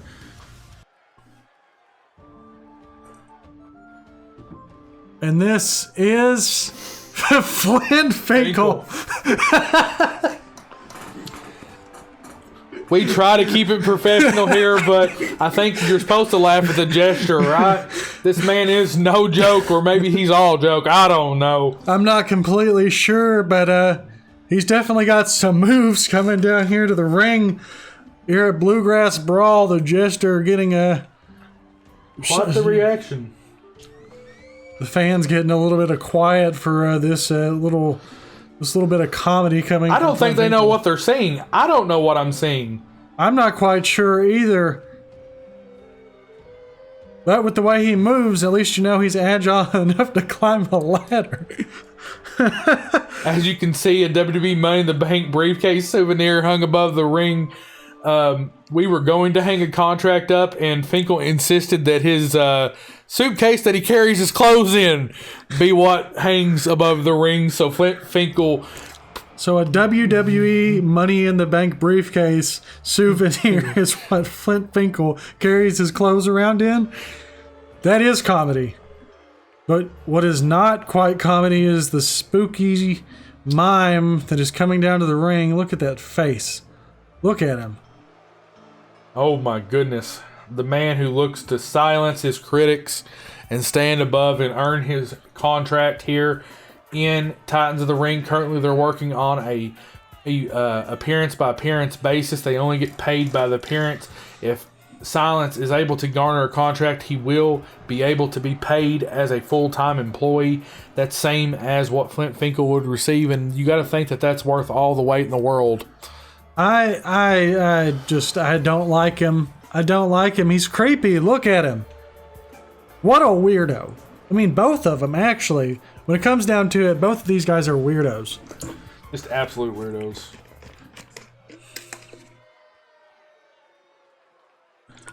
And here we go. Both men getting geared up for this ladder match. Going to the center of the ring, too. Nope. Flint Finkel's going right outside. Is he going to get a ladder? Silence is over there taunting him. Finkel back in the ring. They're just staring each other down. What are they doing? What is this? Is this a dance-off, or are they just trying to get in each other's heads? It looks like Finkel has broke wind. They're both going outside. It seems like Silence getting a ladder. Flint Finkel thinking that's a good idea. He's going to go do the same. Both men bringing a ladder into the ring. You have to climb the ladder to win the match. Yeah, not a single punch or grapple has been thrown in this match. Both men grabbing a ladder, and they tossed them aside for whatever reason. Getting them back up, in sync with one another, and tossing them aside. What is this? That mime style of Silence there, Flint Finkel mirroring him. What is going on? What is this? What is this? Why does he have a helmet? Protection? That has to be illegal in the ring.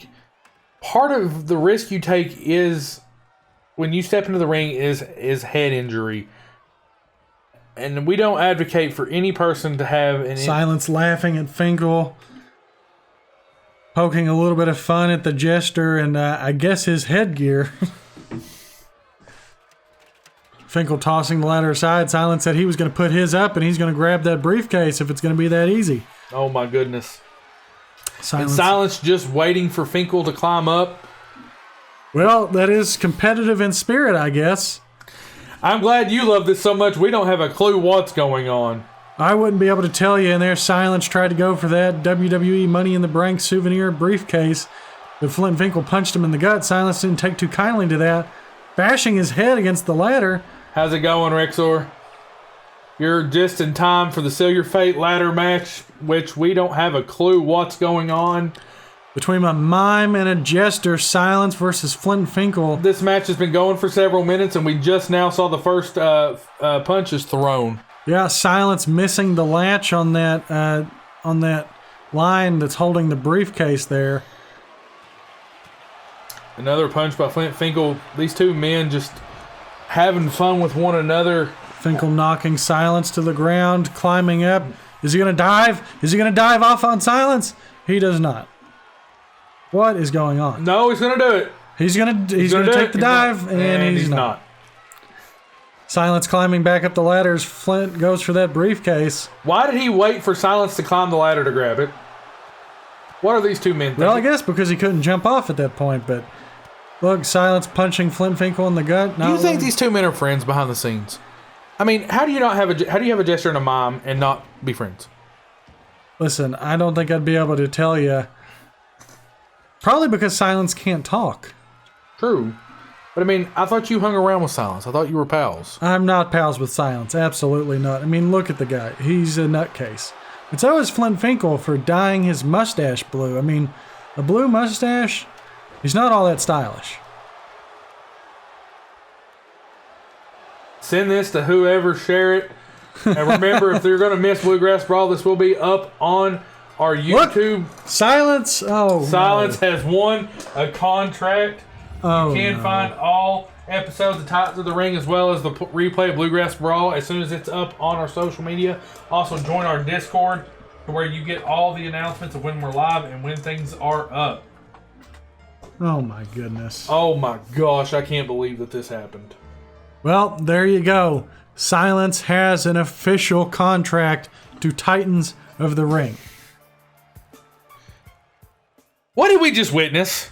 I'm not sure, but I know what we're about to witness. Here in the main event, we have the Titans Tag Team Championships that are going to be crowned for the 4-way Tag Team Gauntlet. We have the Silver Stallions who will be entering first. Major Artillery, the Tennessee Tens, and the team that will bring up the rear of the lineup, High Rise. You have to think High Rise has the advantage entering last, and the Stallions are at the biggest disadvantage. Adrian Flynn, Andrew Sullivan have to fight through 6 men just to get the championship. 3 teams. But those titles are beautiful, and we are here. Your main event is underway here at Bluegrass Brawl. Out first, as we said, none other than the Silver Stallions, the Kentucky Kid, Adrian Flynn, the Thoroughbred, Andrew Sullivan. Yep, here they are. Childhood best friends and the Silver Stallions came together in Titans of the Ring to form a tag team that would shoot to the top of the charts if they could help it. And they have earned their shot here to be in this gauntlet. But having the disadvantage of having to enter first out of these 4 teams, as Flynn got pinned on last Tuesday's show, a fatal 4-way between him, Ronnie Hawthorne of High Rise, Sarge Hudson, and Brawl and Matt Johnson in that main event. Ronnie Hawthorne was the one to pick up the win, which is why High Rise will be entering last in the gauntlet, giving them that advantage. Well, it looks like Major Artillery drew number 2. And here they come, the military men, the former military policemen, Sarge Hudson, Lieutenant Evans, making their way to the ring. Excited to see these two in action here tonight. They almost statistically have the same disadvantage as the Silver Stallions. That is true. They're going to have to fight through this first match. Whichever team picks up the victory over the other will have to advance to the second match against the Tennessee Tens. And whoever wins that one goes on to face High Rise. Adrian Flynn, the Wonder Bread. Now, if you were here at the start of the Bluegrass Brawl show, you would have heard my interview, my very brief interview with one half of High Rise, Rhett Bishop. I asked him what he thought of this gauntlet match, if they would be able to pick up a victory, not knowing Flynn coming out with an immediate elbow. Sorry, allow you to continue, but the action's already started in the ring. I had asked him if he thought they'd be at a disadvantage not knowing who would be going into that third match, and he said absolutely not. It doesn't matter if we would have entered first, but we're entering last, and whichever team it is that gets to that third match, it's not going to matter because we're better. We aim high. And I can't do Rhett Bishop justice. The numbers speak for themselves. Both men able to get a victory. We saw in the main event of Tuesday with Ronnie Hawthorne as he pinned this man, Adrian Flynn. But Adrian Flynn is looking hot in this match, fired up, knocking down Lieutenant Evans. Lieutenant Evans up and over, not allowing for that butterfly suplex that Adrian Flynn that we've shown that he adores and loves to use. Now, we were talking about the statistical advantage. The Major Artillery had to enter at the same time as the Silver Stallions. But here's the difference. The Silver Stallions have had to go all week knowing that they have to enter first. They went all week knowing that Adrian Flynn came this close. As you saw on Tuesday night, he had the match won multiple times. Ronnie Hawthorne broke up the pin each time, or broke up the submission each time, and allowed for their team to get that last spot, and he pinned Flynn. Flynn has to feel like he let down his partner, Andrew Sullivan, after Andrew beat Rhett Bishop himself earlier in the night. Major Artillery just found out moments before the match that they would have to enter too. They haven't had to have the mind games of thinking about, we've got to go through multiple teams. We've got to go through multiple teams. Yeah, and that does kind of put them at a disadvantage because now that preparation time is gone. Major Artillery and Tennessee Tens not being a part of the fall in Tuesday's main event meant that they had to draw at random who was going second, who was going third. While they lose preparation time, though, they didn't have to live with that knowledge all week that they let their partner down. That's absolutely true. There's a difference in having the chance and then remembering that, or knowing that you're going to have to go last. But on top of that, during Tuesday's show, Sullivan and Adrian Flynn both had to compete. Lieutenant Evans here, he wasn't on the card last week, and neither was Timothy Ray Young. So at least one member from each of those teams should be fresh as far as we go in this gauntlet.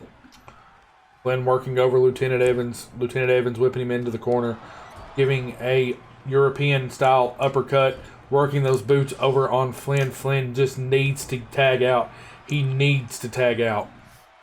He needs to get his partner Andrew Sullivan in there. Andrew Sullivan, an absolute powerhouse, muscle on top of muscle. We saw how well he handled Red Bishop on Tuesday's show. Sarge Hudson with that big right hand to the ribs of Adrian. We've seen how Andrew Sullivan can manhandle, as he also had to take on none other than Flint Finkel himself. Adrian with that forearm.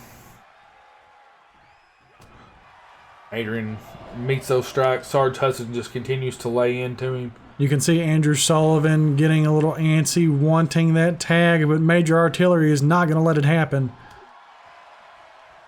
They're going to try to keep Flynn in there as long as possible and wear him down.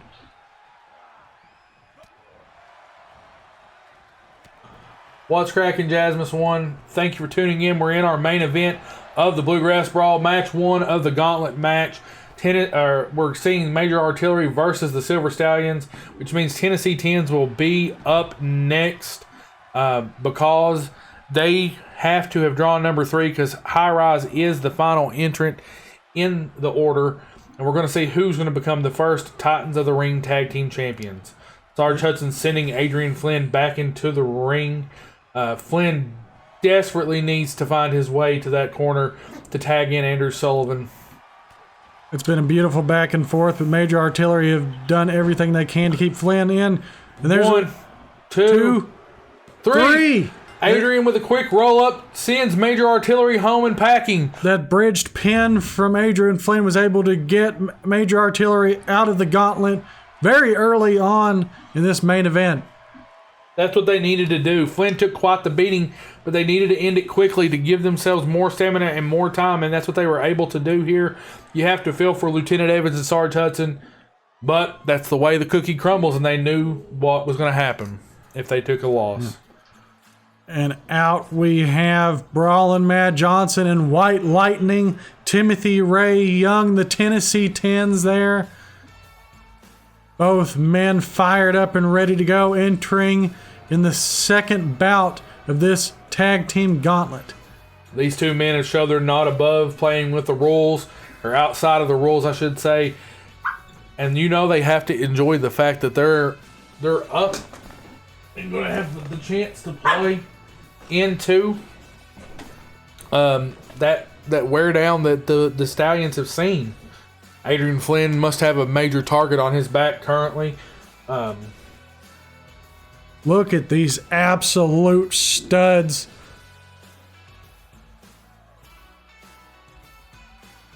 I don't want to be biased, but I think they have a very good chance up against the Silver Stallions coming out here fresh, amped up, and ready to go. The Stallions have both already had to compete against Major Artillery. That's smart. Get the big man in to begin. Flynn took quite the beating there in that previous match against Major Artillery, so getting Andrew Sullivan in against the Tennessee Tens gives him a great opportunity to catch some rest. They've still got to get through this and have one more match. Very smart decision. I don't even think that Sullivan got to see any action in the last bout against Major Artillery. So now getting him in here to start off this match, very smart move from Flynn. Up and away. Sullivan showing that pure power. Oh my goodness, Brawlin' Matt Johnson finds his way to the ring mat. Crowd chanting, "This is awesome," seeing the Silver Stallions continue trying to fight their way into the history books to become the first tag team champions. Nice float over snapmare there from Andrew Sullivan. We want to hear from you, the viewers. Do you think the Silver Stallions can do it? Do you think that they're going to walk away, or is it going to be the Tennessee Tens or High Rise? We know Major Artillery's been eliminated. Let us know. Do you think Tennessee Tens go on to face High Rise? Do you think it's going to be the Silver Stallions? And who do you think walks away? Is it High Rise or whatever of these two teams make it to the final match of this gauntlet? Now, do not be afraid to interact in the chat. We want to know, who do you think will advance to the final bout in this tag team gauntlet? Who is going home with the Titans Tag Team Championships tonight at Bluegrass Brawl? Flynn tagging back in. Timothy Ray Young yet to see any in-ring action so far. That big knee from Andrew Sullivan. Adrian with that high knee to the face of Brawl and Matt Johnson. Andrew Sullivan needs to find his way out of the ring before he causes a disqualification for his team. That's not how you want to be eliminated. You don't want to be disqualified. You don't want to be counted out. This would be a very quick main event if that were to happen. And I know that these men want to pull out all the stops that they can, so they need to avoid making those kind of mistakes. You can't make silly mistakes here tonight. You have to be on top of your game. Big kick to Brawl and Matt Johnson. Met with a couple quick punches there. Adrian Flynn floated over and thrown to the mat below. Brawl and Matt Johnson, one half of the Tennessee Tens, the smaller, the high-flying, the quick-paced young man, the very agile young man. Matt Johnson tagging in, White Lightning, Timothy Ray Young. They go for that double back body drop.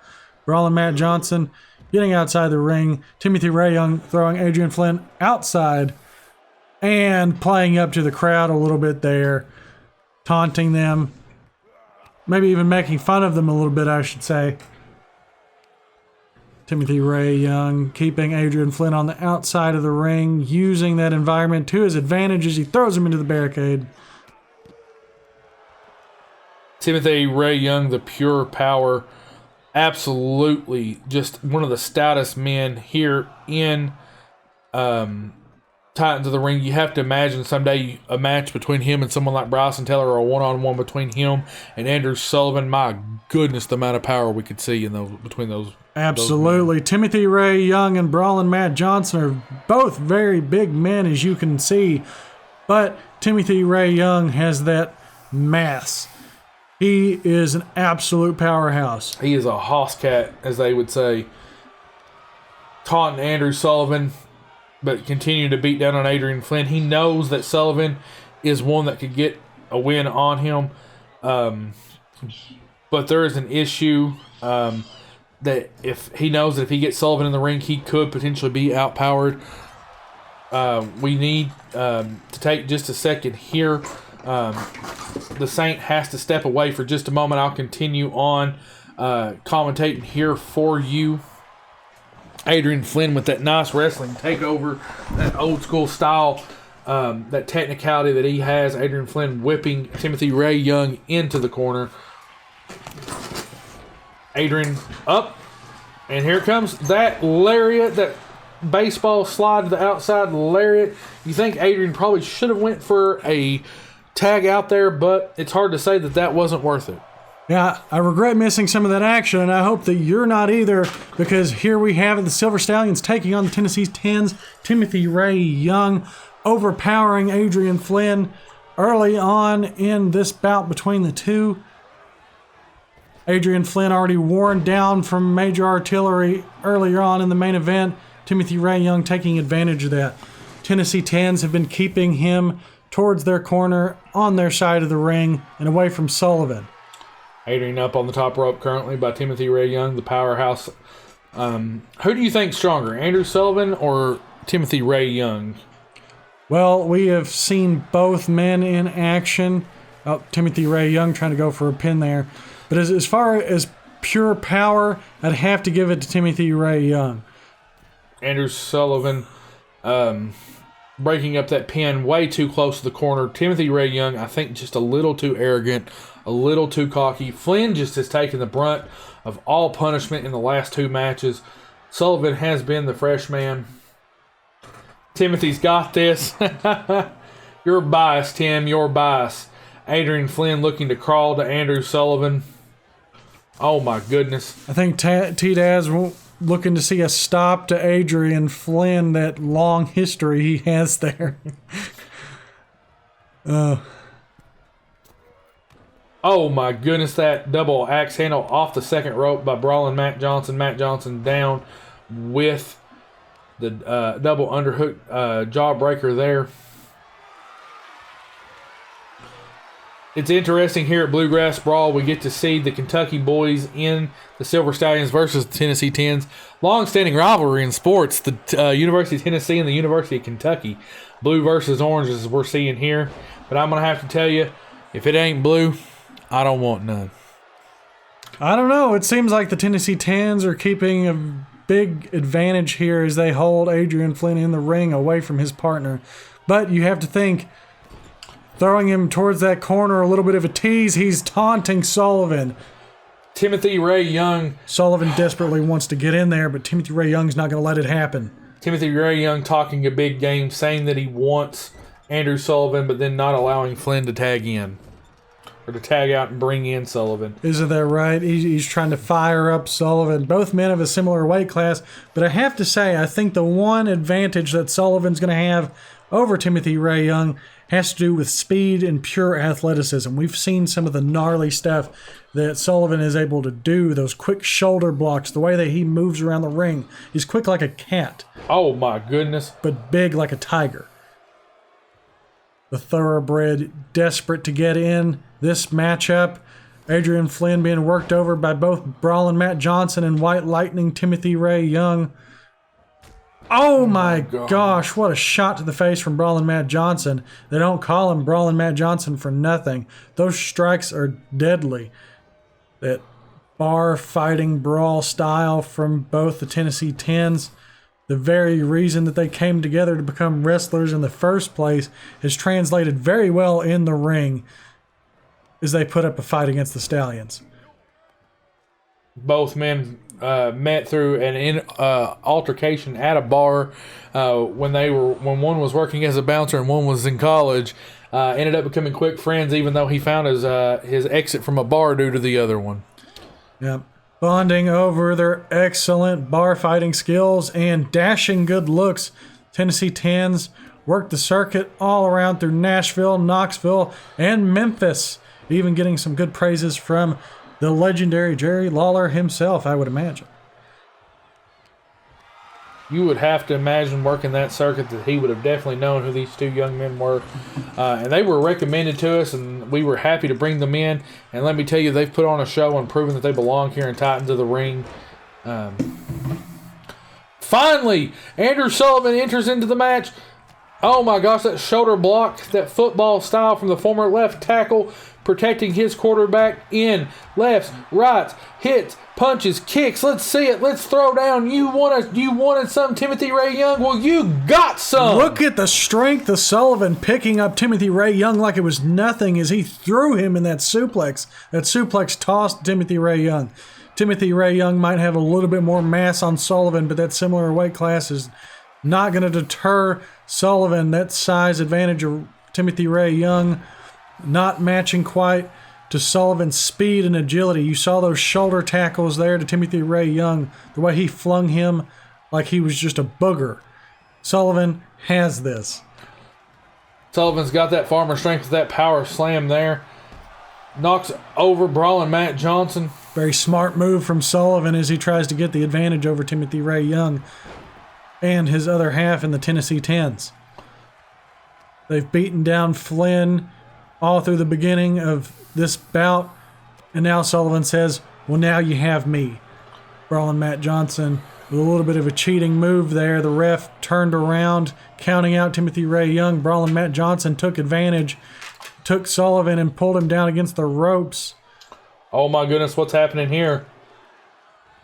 Back body drop onto the apron. You know, they say that's the hardest part of the ring. They do. He didn't see Timothy Ray Young making his way with that locomotive run there and hitting him with that lariat.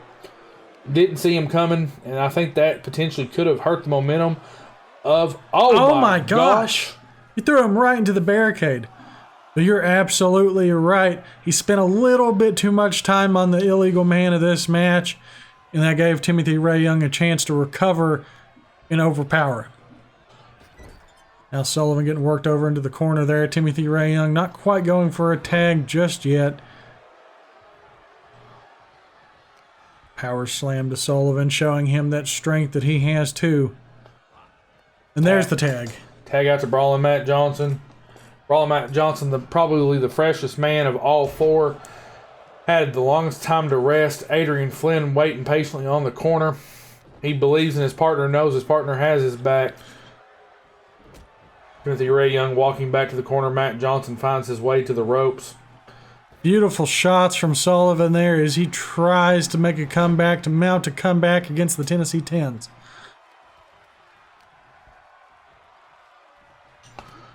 Neither man being able to take the advantage in that grapple there. He ended up breaking it up, but Brawling Matt Johnson came back with a suplex.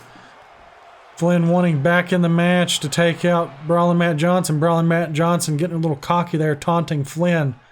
There's going to be history between these four men. I'm telling you, you can't taunt someone like the Silver Stallions and not find those repercussions. Timothy Ray Young jumping into the match to attack Flynn on the outside. Taking advantage of the referee's back being turned there. Flynn taking a moment outside the ring to recover. Oh my gosh, follow away slam. You got to look at the strength of one Mr. Brawling Matt Johnson. We talk about the strength of Timothy Ray Young. We talk about the strength of Andrew Sullivan. That young man, to have the athleticism he does, he's quite stout himself. A good bit leaner and a good bit meaner, you have to think.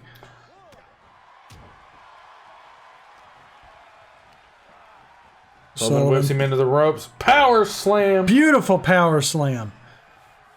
Shades of one Mr. Randy Orton, if I do say so myself. That Viper-like slam. Oh my goodness, that backbreaker.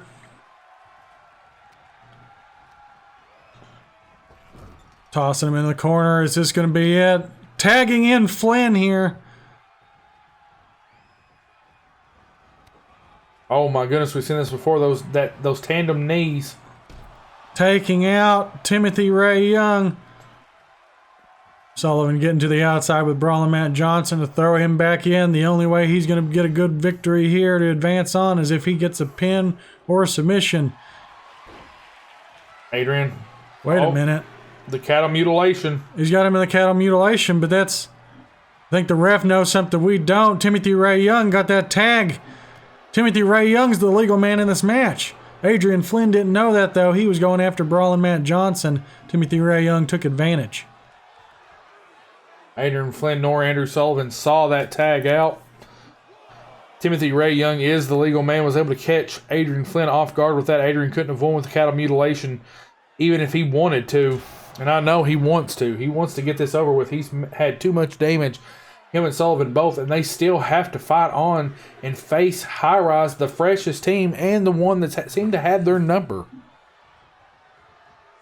Sullivan desperate to get back in the ring. He's rested up a good bit, and he's ready to take on White Lightning. White Lightning's not going to let that happen. Threw Flynn into this corner, and once again, taunting Sullivan on the outside. Listen, Matt Johnson and Timothy Ray Young might be pretty, but they're despicable. They're slimy. Absolutely. DDT to Adrian Flynn. Matt Johnson in his own quarter. This is smart. Flynn saying, no way, I'm not done yet. Taking out Timothy Ray Young with that drop kick. And Brawling Matt Johnson beating down Adrian Flynn, trying to squash any hopes of a Titans Tag Team Championships victory tonight. You can hear the crowd in the background. They're not happy with that. They're not happy with the actions of the 10 so far in this match. Ooh, Flynn getting his knees up there. Brawling Matt Johnson landing directly on Flynn's knees. In comes Andrew Sullivan. There it is, that football tackle, the big locomotive, that leg drop. Right to the back of the head of Brawling Matt Johnson, and now he's going after Timothy Ray Young. Sullivan doesn't appreciate bullies, and Brawling Matt Johnson and Timothy Ray Young are both the biggest bullies Well, you have to remember, he's always had Adrian Flynn's back. Always. Ever since they was little kids, that's who it's been. Andrew Sullivan has been the man that's had Adrian Flynn's back. Adrian was the quarterback. Andrew Sullivan was the left tackle. There was no way in this world that anybody was going to be able to get one up. Up, here it comes. The Thorobuster. Thorobuster on Brawl and Matt Johnson. Timothy Ray Young taking time to rest outside Adrian Flynn. Got him with that poison rana. And the Silver Stallions advance to the third match of this gauntlet against High Rise. Beaten down, worn down. Can they continue on? Taking a moment to celebrate, but High Rise is already on their way out. Coming down to the ring, the freshest men in this gauntlet as they come out as number 4. I don't have a good feeling about this, Saint. I don't either. And look, they rush the ring. Oh my God! Sue is seated to Adrian Flynn from Rhett Bishop. Ronnie Hawthorne going right after the big man Andrew Sullivan. The match hasn't even started. The bell hasn't rung. This match has not begun, but Ronnie Hawthorne throwing Sullivan into the barricade. Rhett Bishop tossing around Adrian Flynn into the steel steps. We wanted to talk about Tennessee Tens being bullies, about them being despicable, but look at High Rise here. The match hasn't begun yet, and they're beating down the Silver Stallions. That is disgusting. Ronnie Hawthorne throwing Andrew Sullivan into the corner. Adrian Flynn being worked over on the barricade. Ronnie Hawthorne pulling down on that arm, twisting and turning. This is absolutely despicable. You have to think this spells the end. It wasn't enough that they come in 4th in this gauntlet. They had to attack the Stallions, who have been going since the very first match. And trying to gain an advantage. Adrian Flynn still being worked over by Rhett Bishop, thrown into the turnbuckle, or into the barricade. I do apologize.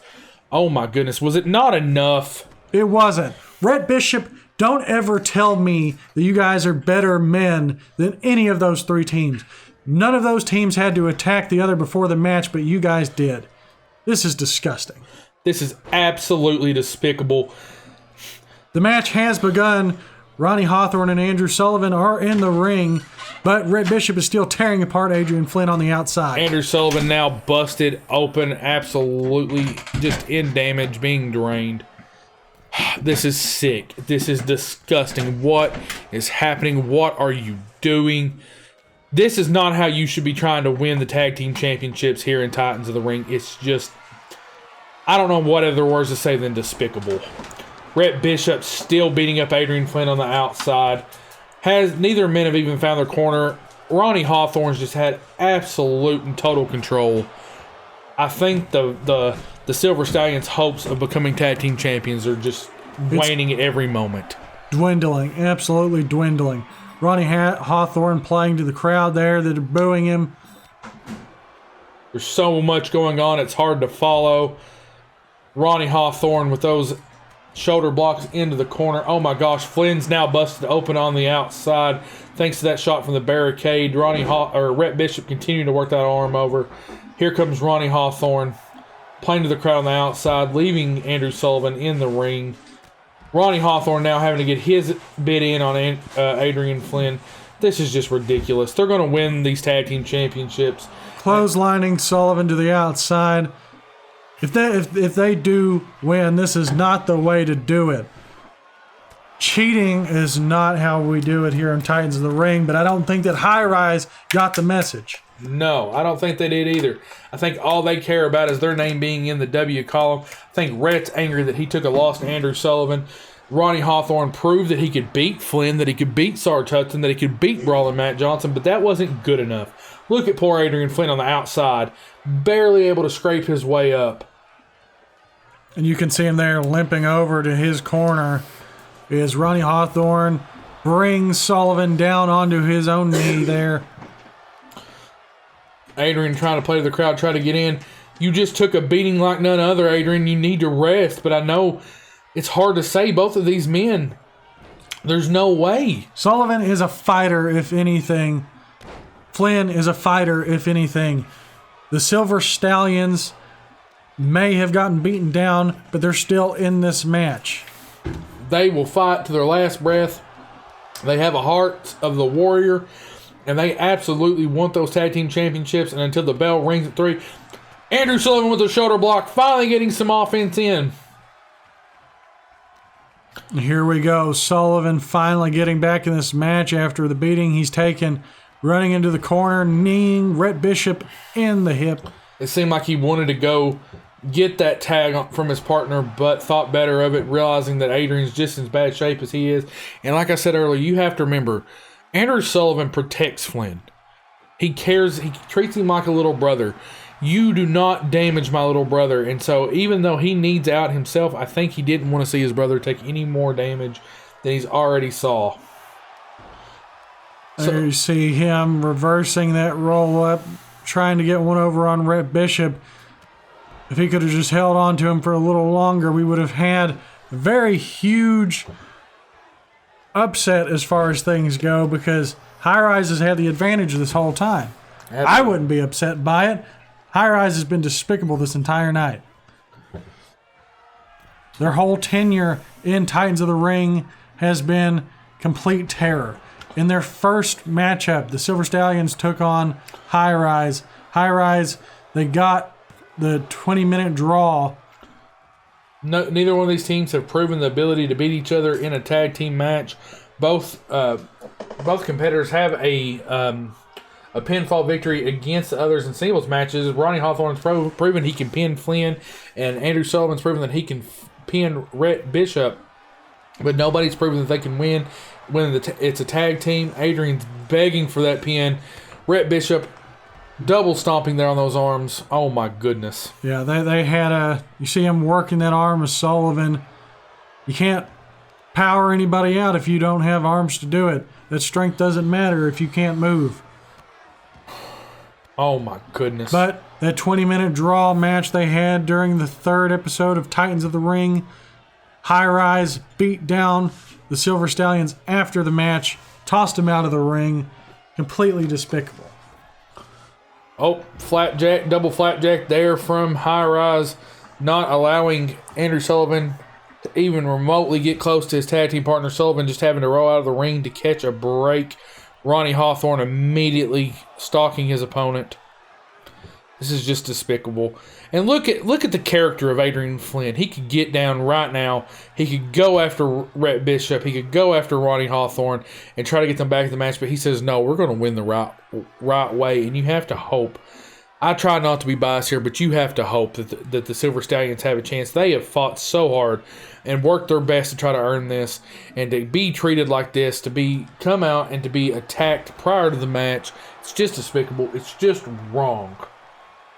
A gut-wrench powerbomb from Ronnie Hawthorne, putting Sullivan on the mat, keeping his advantage in this match. Shoulder blocks in the corner. Sullivan has been severely weakened in this match. Sullivan getting that boot up there as he went. Another shoulder block. Sullivan finally feels like little brother's had enough time to rest. Here comes Adrian Flynn. Oh my goodness. Right out the gate with that forearm, taking out Rhett Bishop. Another forearm. Look at the fire from the young man. All that stamina he's had to build up here. Kentucky Kid pulling him back for that wheel kick. I don't want to say that I have a bias at all, but after High Rise, after Rhett Bishop telling me that they're better and then resorting to what they did in this match. That's sliding German. Beautiful Adrian Flynn using his athletic skill over Ronnie Hawthorne. He might be beaten down, but he is not counted out here at Bluegrass Brawl. Taking Rhett Bishop back out. This is smart. Adrian's got all the fire in the world.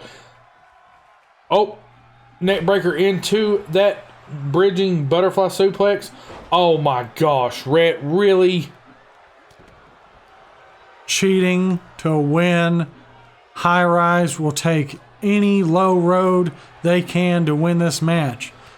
You see Flynn taking the high road, using every advantage, every athletic skill he has, he's going to pull out to beat Ronnie Hawthorne. Flynn with those Muay Thai strikes that he's perfected and worked so hard on. Rhett Bishop's now tagged in from Ronnie Hawthorne. Adrian Flynn working that arm over. You're darn right, Kingsley. That's exactly how I feel about High Rise right now. Kingsley and Bailey barking at High Rise. They don't want to see them win. I don't want to be biased and say I have a desire for any one person to win, but I'm sorry, after those despicable acts, it's hard not to be in the corner of the Silver Stallions. Adrian with an avalanche butterfly suplex.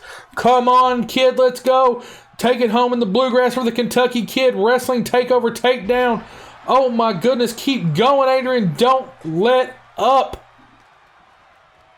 High Rise want to talk about adrenaline, but that's what's pumping through the veins of Adrian Flynn right now as he works over Rhett Bishop, pulling out all the stops. What's he doing here? Oh my God, a package super kick to Rhett Bishop. Taking Ronnie Hawthorne out. Come on, Flynn, take it home. Let's get that championship. Cattle mutilation. Oh my gosh, can he make Rhett Bishop tap out? Ronnie Hawthorne stomping him down. And I think he accidentally hit the ref with that one. Flynn with those Muay Thai strikes. Knee to the Oh face. my gosh. Flynn taking out both members of High Rise here right now. What's he got here? Oh my gosh, that backbreaker. He calls that welcome to the Bluegrass. Yep. Picking up a little bit of skill from his good old tag partner over there, Andrew Sullivan, with that backbreaker. Flynn with that beautiful Ricky the Dragon Steamboat-esque arm drag. Come on, Flynn, come on. Beat these punks that we call High Rise. They say they aim high, but they take the short road. Oh my gosh. Rhett Bishop getting the upper hand on Adrian Flynn. Come on. We have to see it. Have to see Adrian Flynn get back into this, but Rhett Bishop has got him down. Sullivan and Ronnie Hawthorne brawling on the outside. Sullivan suplex toss to Ronnie Hawthorne, showing him that pure power just as he did on Timothy Ray Young. Rhett Bishop power slam to Adrian Flynn. Rhett Bishop on the middle rope there with a splash onto Flynn. Meanwhile, Sullivan is taking it to Ronnie Hawthorne on the outside. Oh my gosh, stomping the fingers and hand. Adrian Flynn, the technical prowess wizard. 2 count. Flynn able to get the showing kick heart. out. Showing absolute heart. Back to his feet. It's just too much. That complete shot there. Oh no, Adrian on the outside. Oh my gosh, Ronnie. Rhett playing up to the crowd. This team from Cincinnati, Ohio, laying into the Kentucky Kid and his tag partner, the Thoroughbred. Rhett Bishop going for something here, working that leg, or no, he's dragging Flynn to the center of the mat.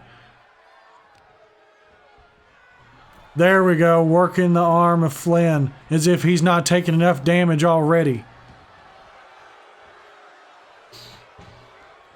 Not like this, High Rise. Not like this. You all could have easily come into this match and proven you were the better competitors, and this is how you're choosing to do it. Despicable. Neck breaker to Adrian Flynn. He just took Sullivan off the apron there. Rhett Bishop up top. High expectations.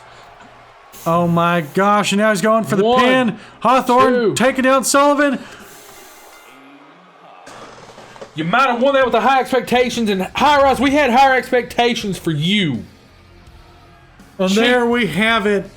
The new Titans of the Ring Tag Team Champions, High Rise. Cheated to win, attacked him before the match, and picked up the victory over the broken down Silver Stallions. You can hear the fans booing, but that's it. Decisive victory over the Stallions. They are the tag team champions. It's despicable. We've had a great night of action here for you. Thank you all for coming out and tuning in with us here at Bluegrass Brawl. We will be back live Tuesday night, 6 p.m. right here on the Titan Rising KM channel. Remember, oh, what is this? You see it, the Silver Stallions. They were down, but they're not out. Leaving the arena. on their own terms. Flynn Salute. paying his respect to the fans. Great showing by the Silver Stallions. A beautiful effort.